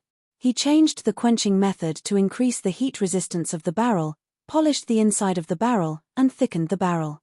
Furthermore, Mag had further improved the structure of the cannon. It had changed from the primitive firing mode to a firing mode with a firing mode. When he was in class, his teacher used a World War II German cannon as a case study. He still remembered the blueprint and parameters. As for whether the craftsmanship could reach the standard, that was Morbai's problem. What an exquisite design. Mr. Mac, you are a genius. Morbai looked at the new blueprint and exclaimed. I'm just standing on the shoulders of my predecessors. Meg shook his head with a smile. Is there someone else researching cannons? Morbai asked as he looked at Meg curiously. For now, it should only be you and me. Meg shook his head. Mr. Mac is actually willing to show me such a complete concept. I really don't know how to thank you. Morbai held the blueprint and couldn't put it down. Meg looked at Morbai with a serious expression and said, I can give you the blueprint for free, but I want to make a deal. Once this cannon is successfully developed, you can only accept my order, and you can't give the blueprint to a third person. Mr. Mac wants cannons too? Morbai was stunned and looked at Meg in surprise. If the peace treaty can't be signed, the world may fall into chaos again. I'm just an ordinary person, so I need to have some means of self-defense, Meg said with a smile. Is that so? Don't worry. With Mr. Mac's culinary skills, there will definitely be many people who will protect you. Besides, aren't there Mr. Crassus and Mr. Julian? Morbai smiled and said, but I agree to all your conditions. You just have to tell me how much you want in the future. My goal is that evil dragon. I don't want to make money from cannons. Meg nodded slightly. He chose to give the cannon technology to Morbai because of this. In addition to cannons, I want to customize a batch of landmines from you. Meg continued. An hour later, Meg returned to the restaurant in Morbai's horse-drawn carriage. Morbai returned to the workshop and said to Lulu, who was swinging her hammer vigorously, Blockhead, stop forging. Go back earlier today. Stop this batch of orders first. From tomorrow onwards, follow me to the workshop outside the city.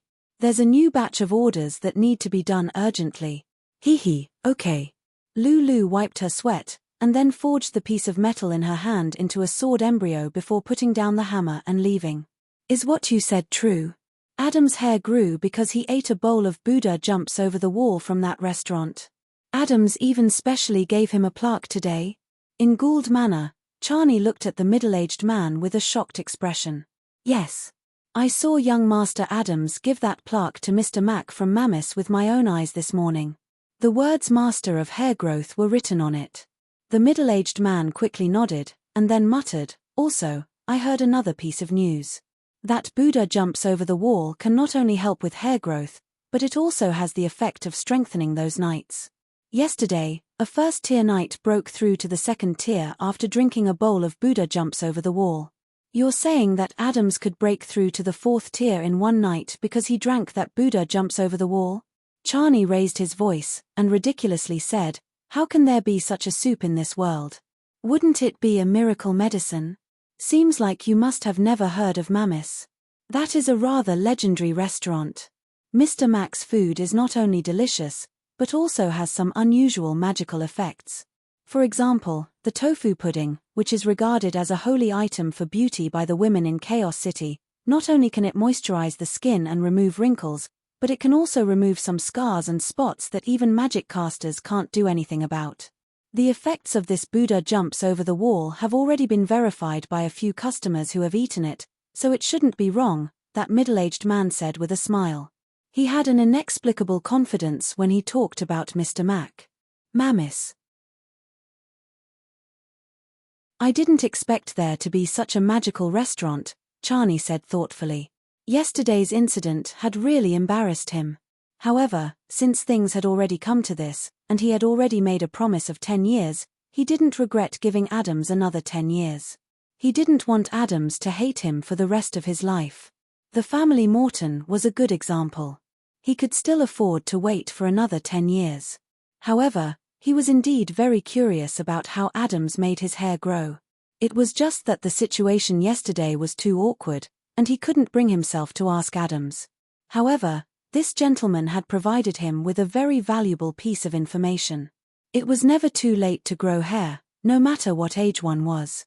Charney reached out to shake hands with that middle-aged man with a smile. "Thank you for providing me with an important piece of information. I remember that you talked about a collaboration with my secretary previously, right? You were talking to me about your plan. All right, everyone, go back earlier today." Chris urged the employees to knock off before it was even 5 p.m. "What's wrong with the miser today? Why is he letting us knock off so early?" The employees couldn't help but mumble as they watched Chris rush away.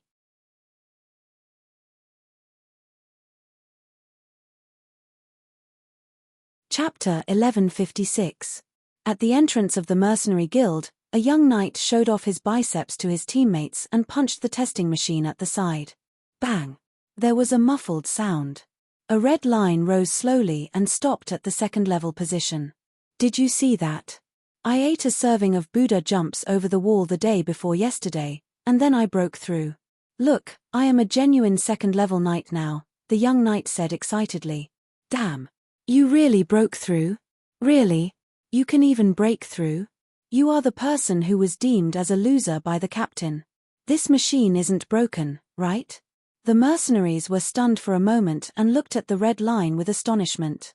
Some of them even checked the testing machine. "It's true. I haven't told anyone about this yet," the young knight said with certainty. He then turned to look at the scarred knight who was standing at the side and said with a smile, "Boss, can you bring me along for the next mission? I have been sweeping the floor for 3 months. When you have stabilized your realm, you can go on missions with us." The scarred knight looked at the red line and turned to leave. "Yay!" The young knight clenched his fist excitedly. He finally made it. "Boss, where are we going to eat tonight?" the mercenaries asked as they followed him. "Mammis," the scarred knight said calmly, but his eyes lit up with passion. "Are we going to eat that Buddha jumps over the wall too? Can we really break through after eating it?" The mercenaries' eyes lit up when they heard that, and they started to ask the young knight about the Buddha jumps over the wall. The magical effects of Buddha jumps over the wall quickly spread in the hair loss circle and night circle. Regardless of whether it was true or not, it still aroused the desire of many people to check it out. "Oh my God, Mr. Mac's business is so good that it's simply inhumane." Chris thought he had arrived quite early, but when he saw the long line of more than 200 people at the entrance, he couldn't help but swallow his saliva. Looking ahead, Chris could see that there were people wearing the uniforms of the Grey Temple and the City Lord's castle everywhere. He didn't think too much about it, and went straight to the end of the line. For the sake of his hair, what's the big deal? A luxurious horse-drawn carriage stopped at the entrance of the restaurant. The coachman opened the door, and Charney walked out. He was stunned to see the long line at the entrance, and asked in surprise, "Why are there so many people?" You might not know this, but Amy's is now the most popular restaurant in Chaos City. There are hundreds of people lining up to eat there every day, and business has always been booming. The middle-aged man who had previously informed him of the news walked out and said with a smile, "Sir, we're a little late. Let's go to the back and line up." "Line up." Charney frowned, shook his head, and said, "I never wait for anyone. How much does it cost to enter directly? Pay the money and we can go in directly, or we can queue at the front." "Ayo, you can't do that." The middle-aged man quickly tugged at Charney's sleeve and nervously said, "According to the rules of this restaurant, you have to line up if you want to eat in the restaurant. If you cut the line, you will be blacklisted, and you won't be able to enter in advance even if you pay. There are so many rules in this restaurant. Could it be that they have someone backing them? Even I can't cut the line?" Charney frowned, and said with displeasure. The middle-aged man softly said, "Look, the 2 people at the front of the line. The one on the left with a white beard is the Lord of Fire, Crassus. The one on the right is the Lord of Ice, Julian. Look further back, that's the Deputy Lord of the Grey Temple. The lady in the middle on the left is the City Lord's daughter, and the one behind her is the City Lord's wife. Further back, all right, let's queue up." Charney interrupted him with a complicated expression. He alighted from the horse-drawn carriage, and walked towards the back of the line. He saw many familiar faces in that line, and each of them had a higher status and power than the other. He really couldn't cut the line. What kind of freaking restaurant was this? Even the city lord's wife, who rarely went out, was in the line. Furthermore, this boss was really something. There were so many big shots lining up outside, but he just closed the door and made them wait. As long as one was from the Norland continent, they would have heard of the rumors about those two legendary great magic casters. Mr. Mac's daughter is the disciple of Lord Crassus and Lord Julian, the middle-aged man added. They really have two powerful backers, Chani lamented. With the protection of these two great gods, no one would dare to create trouble here. Ding! Yarbemia opened the door, and hung a notice on the door before going back in. Hair Care Day activity. The restaurant will be selling 25 servings of Buddha jumps over the wall to customers with hair loss problems. Please show your hair loss symptoms to the waiter when you order. The customer standing in the front row read it out loud. Hair Care Day? What kind of festival is that? Why haven't I heard of it before? Mr. Mac is too heartwarming, isn't he? I was worried that I wouldn't be able to eat it today. Isn't this a little unfair to people like us who don't have hair loss? If that's the case, Buddha jumps over the wall can really make hair regrow. That's too awesome. The customers started discussing when they heard that. Those who came for the Buddha jumps over the wall were elated. They were worried that they wouldn't be able to eat it. Seems like this Buddha jumps over the wall is quite popular. Chani suddenly became nervous. He craned his neck to look in front, and counted how many bald heads there were in his heart. Father, why are you here? Just then, a voice sounded from the side. Chani was stunned. He turned to look at Adams, who had suddenly appeared beside him, and smiled awkwardly. However, he immediately pointed to the middle-aged businessman behind him, and said, "We are here to discuss business. I heard that this restaurant is good, so I came over to try it." Adams, why are you here too? I often come to this restaurant to eat, and I plan to eat here tonight, Adams said with a smile. Chani smiled, and said, I see. Then eat with us. We haven't had a meal together for some time. I won't disturb your business discussion, right? Adams was a little hesitant. It's all right, young Master Adams. We have already discussed it. It's my honor to be able to eat together, that middle-aged man said with a smile. All right then. I will line up behind you. Adams nodded and stood behind them. Welcome to Mammis, Meg said with a smile as he opened the restaurant's door at 5 o'clock sharp. The customers walked in one after another, and looked at the messages that kept popping up in the omniscient door. There were customers who were affected by different degrees of hair loss, and a smile appeared on his face. He then glanced at the system learning message that kept popping up in his mind, and his smile became even brighter.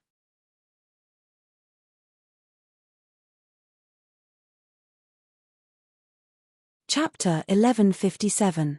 The effect of the notice on Hair Care Day was very obvious. It gave the hair loss customers who were originally on the fence a reassurance pill. Although it was a bit painful to spend 10,000 copper coins, compared to the rebirth of beautiful hair, it was nothing. Miss MIA, look at my hair loss. My hairline has receded by half a finger. Miss MIA, that's nothing. Look at the top of my head. I can even raise fishes. Miss MIA, look at my bald head. Isn't it big and round? The customers began to show off their methods to prove that they were really losing their hair. Yarbemia was stunned. Some people looked normal, but half of their hair might be fake. The 25 bowls of Buddha jumps over the wall that were reserved for hair loss patients were quickly sold out. Meg made 2 pots of Buddha jumps over the wall today. The remaining bowls were served on a first-come, first-served basis.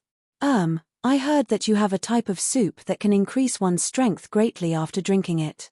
Is there really such a soup? Give me 8 or 10 bowls first. A rough-looking knight with a big beard sat down and looked at MIA. Yarbemia flipped open the menu and placed it in front of the knight. She smiled and said, Our restaurant only has 1 bowl of Buddha jumps over the wall. However, I am not sure if it can increase one's strength greatly after drinking it. This is the menu. You can take a look at it.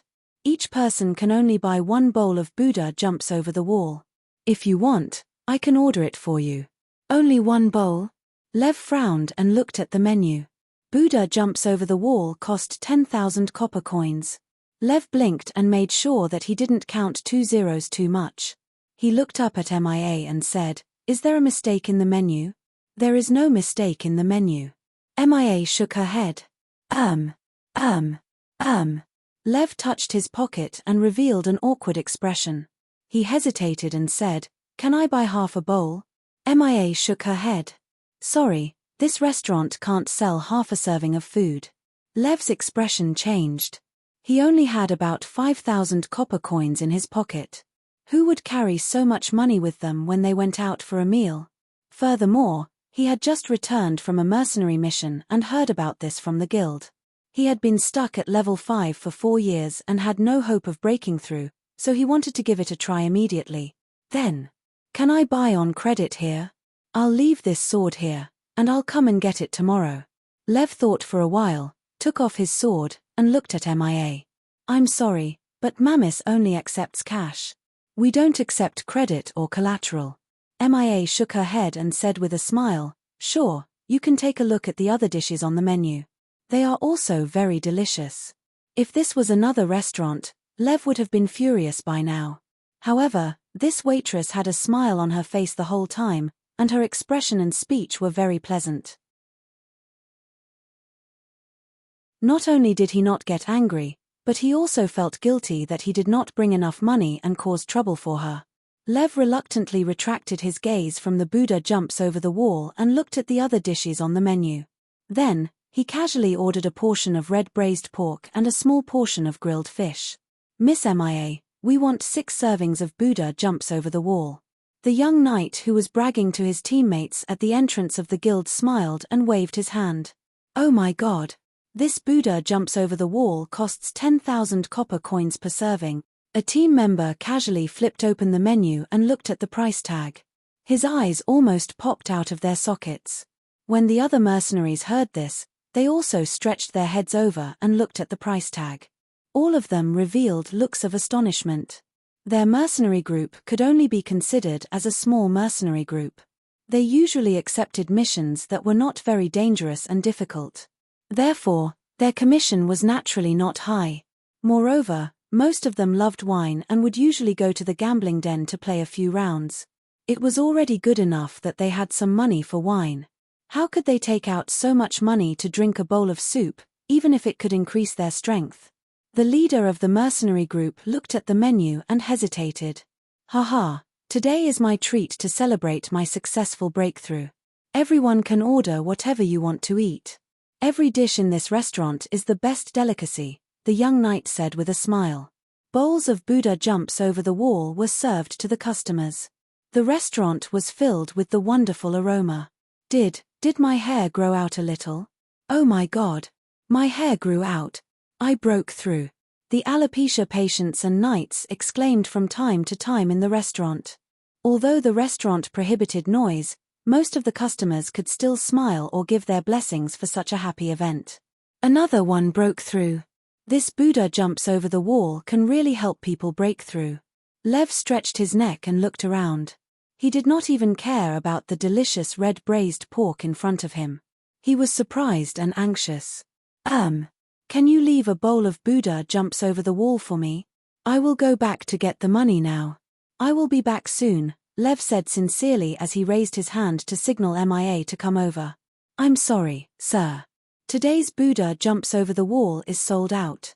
If you want to eat it, please come over earlier tomorrow night, MIA said with a smile.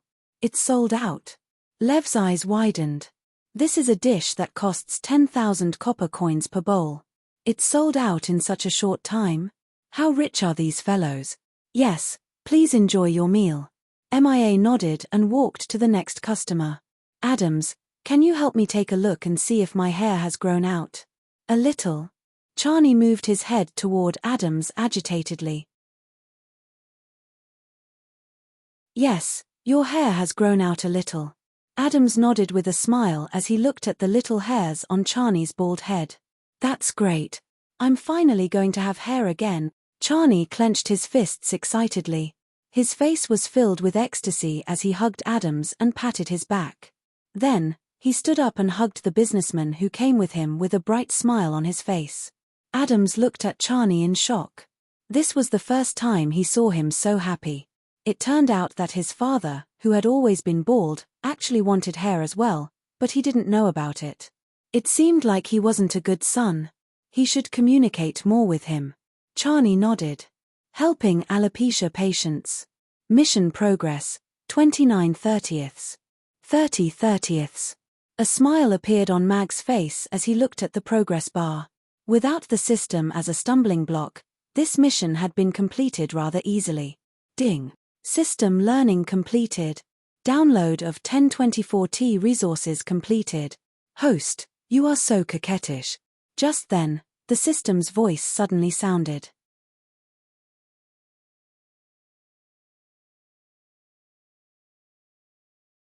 Chapter 1158. System, I've already completed the mission, Meg said directly, ignoring the resources that the system had secretly downloaded. You actually completed the mission in advance. This is illogical. According to the system's calculations, this mission has a 30% failure rate. How could you have completed it on the first day? The system's surprised voice sounded. Anyway, I've already completed it. Hurry up and give me the reward, Meg said calmly without blushing or skipping a beat. Check complete. The system did not run wrong. The host has successfully completed the hidden mission and restored the confidence of 30 alopecia patients. The reward is a recipe for steamed fish head with diced hot red peppers. The system's voice sounded. Meg looked at the steamed fish head with diced hot red peppers experience bag that appeared in his mind, and his eyes lit up. The steamed fish head with diced hot red peppers was the classic way to cook fish head, and he liked it very much. He just didn't know what kind of steamed fish head with diced hot red peppers could be made from the recipe given by the system. In an elegant tea room in the Buffett Manor, Gloria and the Hill sat opposite each other with a steaming pot of tea between them. Gloria said apologetically, "Miss Hill, thank you for taking the time to meet me. It's really rude of you not to make an appointment in advance." She looked at the Hill. This woman who was about the same age as her had an aura that did not match her age. She had seen this aura on her grandfather before. However, the Hill was not even 20 years old, and she already had the aura of a leader. Perhaps she was born to be a leader. I don't have any plans tonight. Of course, I'm willing to have a cup of tea with you, Miss Gloria. After all, in this huge manor, no one is willing to sit down and have a cup of tea with me peacefully. The Hill picked up the teacup and took a sip with a self-deprecating smile. A hint of surprise appeared in Gloria's eyes. This peer of hers, who was already standing in the upper circle of power in Chaos City at such a young age, didn't have a perfect life like others thought. I heard that Cyril wants to kick you out of the board of directors during the Chamber of Commerce's year-end celebration. Are you here because of this? Hill looked up at Gloria and asked. Gloria didn't expect Miss Hill to speak first. She immediately guessed Miss Hill's intentions, but she wasn't too surprised. She nodded slightly and said, "Yes, I'm here to see Miss Hill about this matter. I hope Miss Hill can help me." "Why do you think I'll help you?" Hill rubbed the cup with his slender fingers and looked at Gloria with a mysterious smile. Gloria put down the teacup and looked into Hill's eyes as she said, "Compared to Cyril, I think Miss Hill would be more willing to see me as your opponent." Miss Hill faltered slightly, and a hint of interest appeared in her eyes as she looked at Gloria. After staring at Gloria for a while, she nodded with a smile, and said, "Now, I do have that thought. Cyril has never been on my list of opponents, but now, I might consider adding you to my list." Gloria's eyes lit up. Could it be that Miss Hill was really willing to help her? "Seeing as we're both businessmen, let's make a deal," Miss Hill continued. "What's the condition?" Gloria was alarmed. Although she had no choice but to ask for help from Miss Hill, she knew that Family Morton and Family Morton were competitors in the Aden Chamber of Commerce. If Miss Hill got hold of any evidence, or if Miss Family Morton had to sacrifice their interests, she would never agree to it even if she was kicked out of the board. "I'll ask the Buffett board to vote against it." Of course, I can't guarantee the result. Miss Hill's lips curled up slightly. The condition is that from today onwards, I'll have the right to pre-order a set of clothes from Suede Clothing. As long as it's the set I've ordered, there won't be a second set of the same color. Of course, I'll pay according to the price. That's it. Gloria was stunned for a moment. She still wasn't sure. She didn't expect Miss Hill to propose such a condition. It wasn't related to family Morton, and she didn't have to make any promises against her will. She just wanted a set of suede clothing in her exclusive color. Although making the red color into a single set meant giving up a more popular color, it wasn't an unacceptable condition. Yes, I don't like to wear the same clothes as others. Although it's embarrassing for others if I do. Miss Hill nodded matter-of-factly. I accept this condition. Gloria smiled. In the future, Suede Clothing's new products will be delivered to Miss Hill for you to choose. The color you choose will be the only one. As expected, you're more interesting than Cyril. She raised his teacup to his lips and took a sip of tea. Miss Hill, you're also more interesting than the rumors say. Gloria took a sip of tea and smiled. Miss Hill was interested. Oh, I'm curious what the rumors say about me. Morton Manor, study. Mars looked at Geoffrey, who was sitting behind the desk, and said respectfully, Master, young Master Cyril has been close to Bowen of the Marquis family recently. The directors of the Marquis family have also received notice that they will vote to remove Miss Gloria from her position at the end of the year. So it's Bowen, that sly fox, who's behind this. Otherwise, Cyril wouldn't be so arrogant. That guy, does he really think I'm old? A cold smile appeared on Geoffrey's face as he looked at Mars, and said, I'll get the Morton family's board members to remain neutral in this matter. Do your best to assist Gloria. If she can retain her board member position this time, I'll appoint you to a new position. Mars shook his head. Master, I'll just stay by Miss Gloria's side. I don't need any other position. I'll do my best to assist her.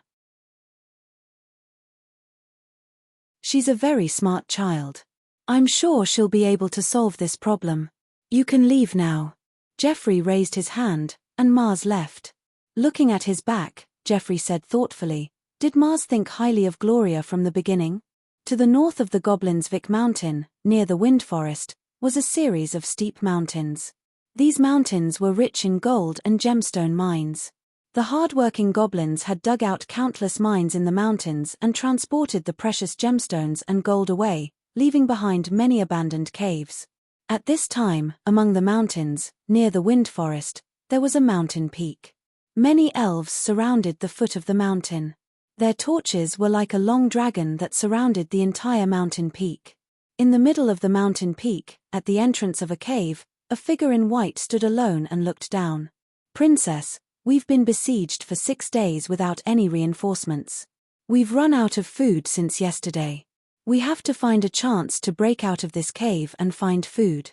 Otherwise, we won't last long, an elf said anxiously.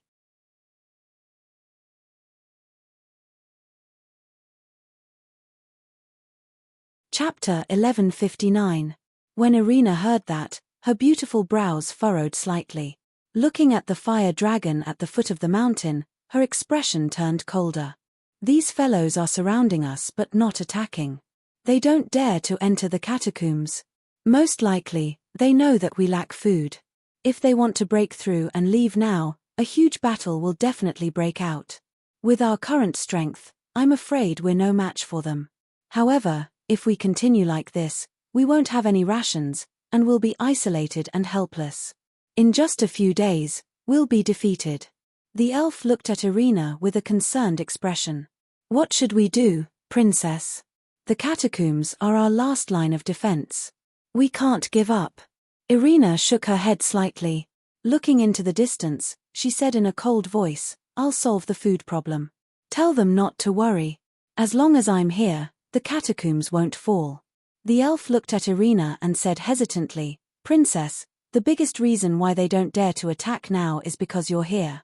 Once you leave the catacombs to look for food, I'm afraid they'll soon invade and destroy the catacombs.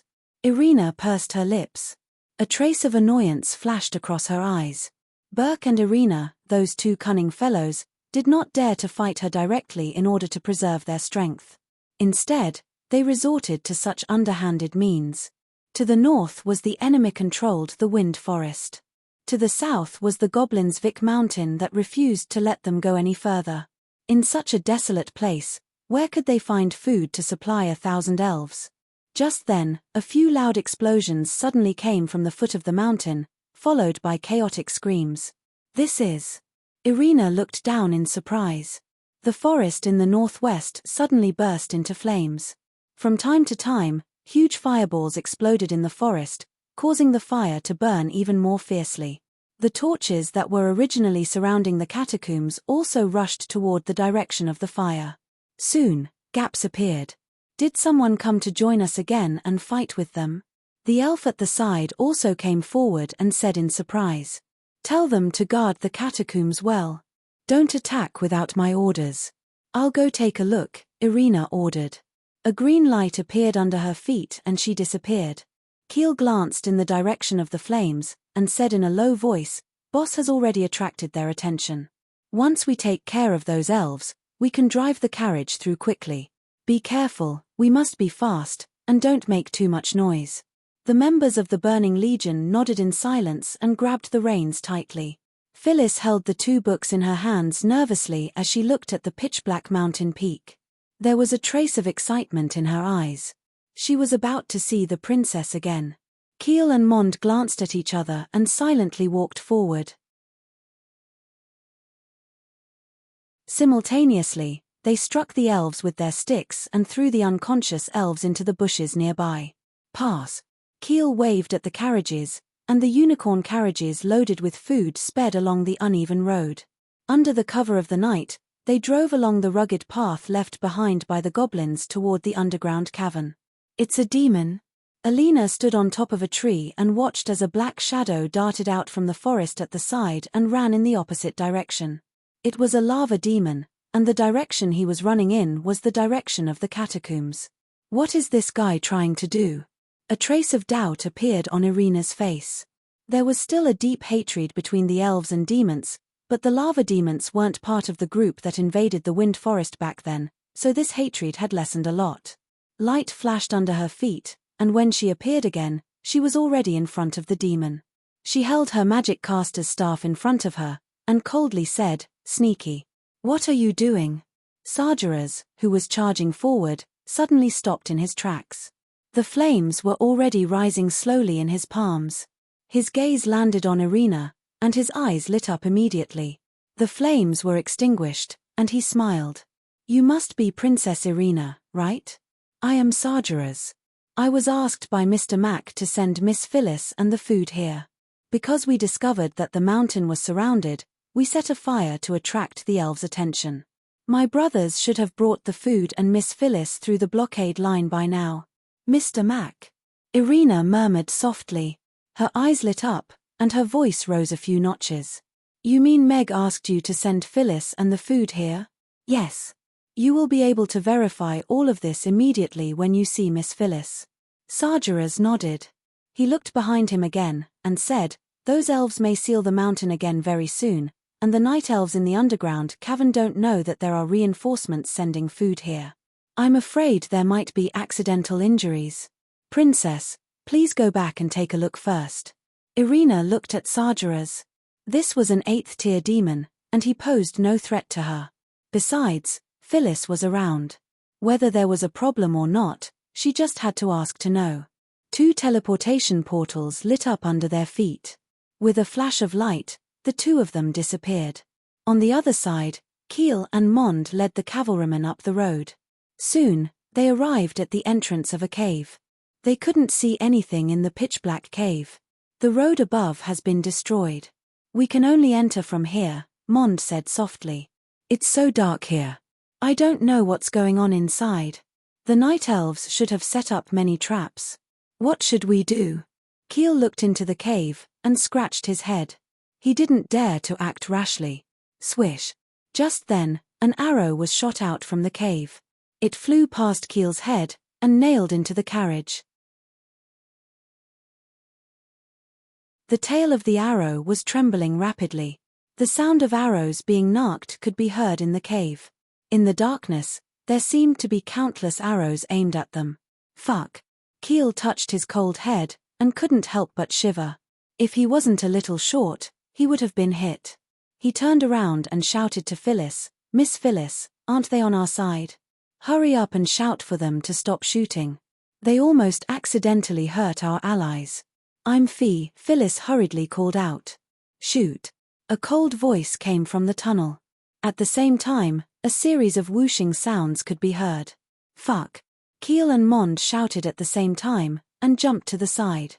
Mark picked up Phyllis, who was standing on the shaft of the carriage, and jumped to the side too. "Freeze." Just then, a soft shout sounded. A green light screen appeared at the entrance of the cave.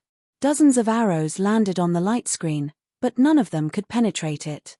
The green teleportation portal appeared, and Irina walked out, and said to the cave, "Stop. They're on our side."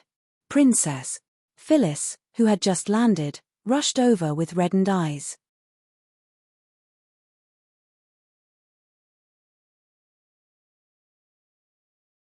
Chapter 1160. Phyllis stopped in front of Irina, and looked at Irina with reddened eyes. After not seeing her for a few months, the princess seemed to have lost a lot of weight, and she also looked a little tired. She must have had a hard time during this period of time, and she didn't eat well either. The more she looked at her, the more her heart ached. Phyllis couldn't help but start to cry. "Bean sprout." Irina looked at Phyllis with joy in her eyes, but there was also a hint of frustration. Why did that fellow send Irina back? The night elf situation wasn't good now. Phyllis didn't know any magic, and she didn't even have the ability to protect herself in the chaos of war. "You still haven't grown up at all," Phyllis said with a sigh as her gaze stopped at Phyllis's chest. The familiar tone was a blow to her soul, but Phyllis smiled happily. As long as she could stay by the princess's side, she would be happy even if she had to listen to her say these words every day. Sargeras also walked out of the teleportation portal. He took a look at the arrow nailed to the carriage, and asked Keel and the rest, "Are you hurt?" "Boss, we're fine. We were just almost hurt by accident." Keel shook his head, and touched his head again. The tunnel lit up, and dozens of elves with bows and arrows walked out. The leading elf looked at Sargeras and the rest, and couldn't help but exclaim in surprise, "It's you guys." "Hey! Isn't this Miss Shirley? Why are you here?" Sargeras and the rest looked at Shirley in surprise. Shirley's hair was tied into a neat ponytail, and her clothes had a few holes in them, but they still looked very clean. "I heard that Miss Shirley had resigned. I didn't expect you to come here. Mr. Mac asked us to send food to the night elves," Sargeras said with a silly smile. "Boss." Shirley was slightly taken aback. She looked at the carriages full of sacks, and couldn't help but feel warm. She didn't expect him to send so much food over for her. "Shirley." Phyllis also greeted Shirley with an excited expression. After all, they had worked together for a period of time. She didn't expect to meet her again here. "Phyllis." Shirley also nodded slightly. It was really rare to see an old friend here. "Food." All of the elves' eyes lit up with elation at the sight of the full loaded carriages. They had been eating porridge for a period of time, and had completely run out of food since yesterday. They could only rely on water to satisfy their hunger. Now that they had suddenly obtained so much rations, they would not have to starve anymore. Moreover, they could continue to defend the catacombs. "So all of you know each other." Irina looked at everyone in surprise, and her gaze lingered on Shirley for a while. This beautiful elf who claimed to be from Chaos City had a 7th-tier power. She was one of the more powerful night elves now, so she was appointed as the captain of a guard team. However, she didn't expect her to have worked as a service staff member in Mag's restaurant. "What a beautiful elf. She's only a little worse than me." Of. "Yes. Shirley and I used to work in a restaurant in Chaos City." Phyllis nodded. Then, she looked at Sargeras and the rest, and said, "Mr. Sargeras and the rest were asked by Mr. Meg to escort me and the food here. He's a frequent customer of the restaurant." After getting Phyllis's approval, Irina looked at Sargeras, and said, "Thank you. We're short of food now." "You're welcome, Your Highness." Mr. Mac has already paid us. This is what we should do, Sargeras said with a silly smile. He glanced at the wide passageway and said, we can help you move the food in. There's no need for that. We'll carry the rations in ourselves. You guys can just unload the unicorns and leave before they return to defend. It won't be easy for you guys to leave if you alarm the advanced elves. Irina glanced at the torches that were reforming the encirclement. All right. Sargeras nodded. Then, he looked at Phyllis and said, Miss Phyllis, take care. Thank you, all of you. Phyllis bowed to them gratefully. They had taken care of her throughout the journey, and it had completely changed her impression of demons. The people from the Burning Legion unloaded the unicorns, and the elves took over the carriages that were filled with food. They rushed down the slope in the dark, and soon disappeared into the night. Irina retracted her gaze, and ordered calmly, drag all the carriages back. Don't leave any traces behind. The carriages were quickly dragged into the cave. Your Highness, the food has been accounted for. If we save some, this food can last us for 2 months, the guard from before reported with a smile on his face. All right. The food problem has been solved for now. Keep this information strictly. At the same time, continue to strengthen the defense line of the underground cavern. Tighten the defense. Irina nodded with a relaxed expression. How does he know what I lack the most now? Although this fellow doesn't say it, he's pretty good at what he does. The corners of Irina's mouth curled up slightly. Looking at the food, the smile on her face became even brighter. Your Highness, our boss asked me to pass this to you. Phyllis took out a small booklet wrapped in craft paper and handed it to Irina. Pass this to me. Irina's eyes lit up. Then, she showed a hint of doubt. Could it be that Meg had already told Phyllis about their relationship? Yes. He said this is a military book, and asked me to pass it to you. Maybe it will be useful. Phyllis nodded. Then, she added with a smile, Boss is really a good person. Military book. Irina took the booklet, and casually flipped it open. She looked at the first page, and read, First half, Guidelines for villages to surround cities. What's this strange thing? Irina frowned. She casually flipped to the middle, and her frown deepened. The 36 stratagems of Sun Tzu's Art of War. Boss is just being kind. Maybe it really will be useful. Phyllis said softly. Although she didn't know any military books, when she heard it, it did seem a little unreliable. Okay, I'll go and study it. Irina nodded. She took the booklet and turned to leave. Phyllis looked around. Her gaze fell on Shirley, who was leading a pair of elves and preparing to continue patrolling. She hurriedly said, Shirley, wait a minute. Shirley stopped in her tracks and looked at Phyllis, who ran in front of her. Phyllis took out a rabbit woven with thread and handed it over. Smiling, she said, Anna asked me to pass this to you. She said she will always wait for you to return.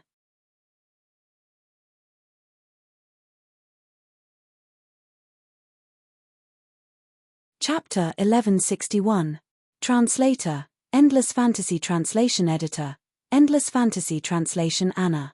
Shirley was slightly taken aback. She looked at the plump rabbit. The workmanship wasn't exquisite.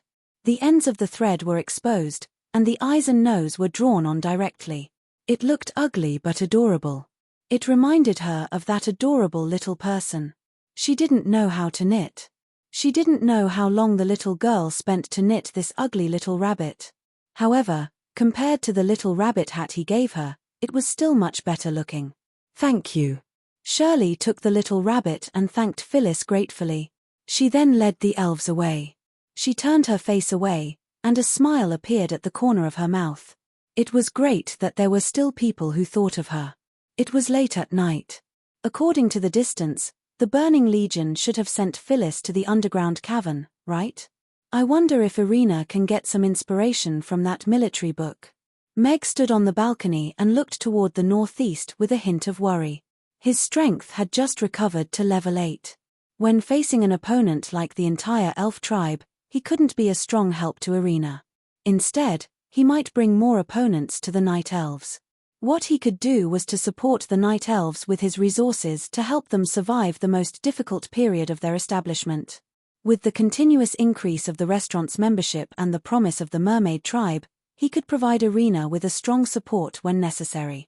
However, such an opportunity would only come once, so he wanted to find the best opportunity. Right now, the most important thing is to recover my strength. Only by being strong can I rely on myself, Meg whispered to himself as he took out his sword and began to practice swordsmanship.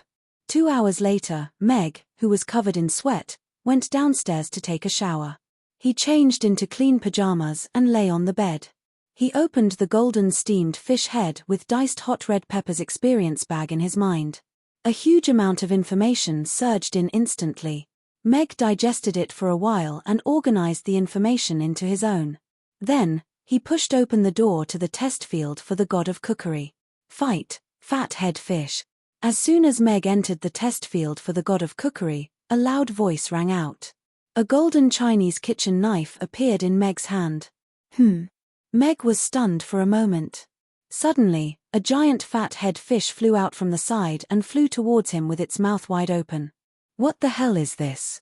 Meg raised his hand and swung his saber. The fat head fish was cut in half and fell to the ground with a clatter. The fat head fish's head was 2 times bigger than that of an ordinary fat head fish, and its body was rounder. The ratio of its head to its body was about 1 to 1, so it basically had 2 heads. A fat fish with a bare head. At this time, the number 110,000 appeared in the upper left corner of Meg's mind. Before Meg could think further, 2 fat head fish flew towards him from both sides. Hello. System, what are you doing? Meg asked with a frown as he looked at the number that had become 310,000 after slashing 2 fat head fish in 2 slashes. This is an opening game tailor-made for the host based on the host's evaluation of the steamed fish head with diced hot red peppers. Fight, fat head fish. The host needs to fight against the increasing number of fat head fish as time passes. Once bitten by a fat head fish, all the data will be reset and restarted. Moreover, the fat head fish must be slashed from the middle of its head to be counted as an effective death. The first level, 10,000 fish. Host, do your best. The system's voice sounded with a smile. Fuck. Meg looked at the fat head fish that had turned into 4 and slashed the fat head fish in 2 slashes. Thinking about it carefully, when he ate the steamed fish head with diced hot red peppers in Changsha, because the chef's knife skills were too ordinary and the 2 halves of the head were uneven, he casually complained, let the chef go back and slash 10,000 fat head fish before selling them. Unexpectedly, a sentence came true. Sure enough, sooner or later, one would have to pay for what he did. Slashing the fat head fish, Meg was like a whirlwind as he jumped and circled around the school of fish. Between the slashes, a fat head fish died. It doesn't seem difficult. Meg relied on the physical quality and reaction of a level 8 knight and easily dodged those round fat head fish. Like a dragonfly skimming the surface of the water, passing through thousands of trees without touching a single leaf. Ouch. Meg suddenly felt pain in his buttocks. When he looked back, a fat head fish had bitten his buttocks and rolled its eyes at him. Challenge failed. Data reset. A cold voice sounded. No. Meg looked at the data that had reached more than 9,000 instantly and couldn't help but let out a sigh. Then, he slapped the fat head fish away. Another fat head fish flew out from the side. Challenge failed. Challenge failed. Challenge failed. Although he had been failing, the data was steadily increasing. And Meg had gradually become an indifferent fat head fish killer from dodging left and right at the beginning. 300 fat head fish appeared at the same time. Shua shua, 2 slashes of the knife flashed and 200 fat head fish were cut into 2 halves at the same time and fell to the ground. Every fish was perfectly divided. Congratulations to the host for passing the challenge. This time, the system's voice sounded. Meg swung his hand and the golden kitchen knife flew out and nailed a fat head fish in the corner to the ground. The system's voice suddenly became noisy and only recovered after a while. Now, you can start practicing how to make steamed fish head with diced hot red peppers. It's just steamed fish head with diced hot red peppers. What's so difficult about it? Meg's face revealed an expert smile. He casually picked up a chili pepper and sniffed it. His face quickly turned red and then he sneezed a few times. Damn, this chili is a bit spicy. Meg raised his eyebrows. This spicy smell was a bit sudden. Steamed fish head with diced hot red peppers. The chopped chili was the essence of the entire dish. How to pickle a qualified chili was also the key to making the delicious steamed fish head with diced hot red peppers. Therefore, Meg's journey of making steamed fish head with diced hot red peppers started with pickling the chili. The fiery red chopped chili covered the white and tender fish head. Together with ginger, spring onion, garlic and other ingredients, they were put into the steamer and steamed. When the time was up, he took out the fish head and drizzled it with soy sauce and hot oil. Then, a serving of steamed fish head with diced hot red peppers was completed. At first glance, it looked quite simple. But when the requirements of all the steps were raised to the extreme, everything wasn't that simple anymore. Fail. Fail. Fail. Early the next morning, Meg opened his eyes. The appearance of the fat head fish rolling its dead fish eyes was still reverberating in his mind. Who? Meg let out a sigh of relief. He took a look at the alarm clock at the bedside. It was just 6 o'clock. Today was a rest day and there was no need to open for business. However, he had to get up and make breakfast for the cleaners. They didn't have a day off. Meg got up quietly. After washing up, he went downstairs and entered the kitchen. He first took a look at the fish tank. A fat head fish was leaning against the side of the tank and rolling its dead fish eyes at him. Fuck. You think I can't deal with you? Meg grabbed the fat head fish, picked up the Chinese kitchen knife on the knife rack and slashed at the head of the fat head fish. Ding. The kitchen knife broke into 2 pieces at once. The fat head fish that only broke the skin rolled its dead fish eyes proudly. You're tuning in to the Dreamy Chapters YouTube channel. We're so grateful for your support and don't forget to subscribe to join us on this incredible journey through captivating stories. Your generosity through donations truly makes a world of difference, as it's the primary source of revenue that allows me to expand and enhance this channel for you. Thank you from the bottom of my heart for being a part of this adventure.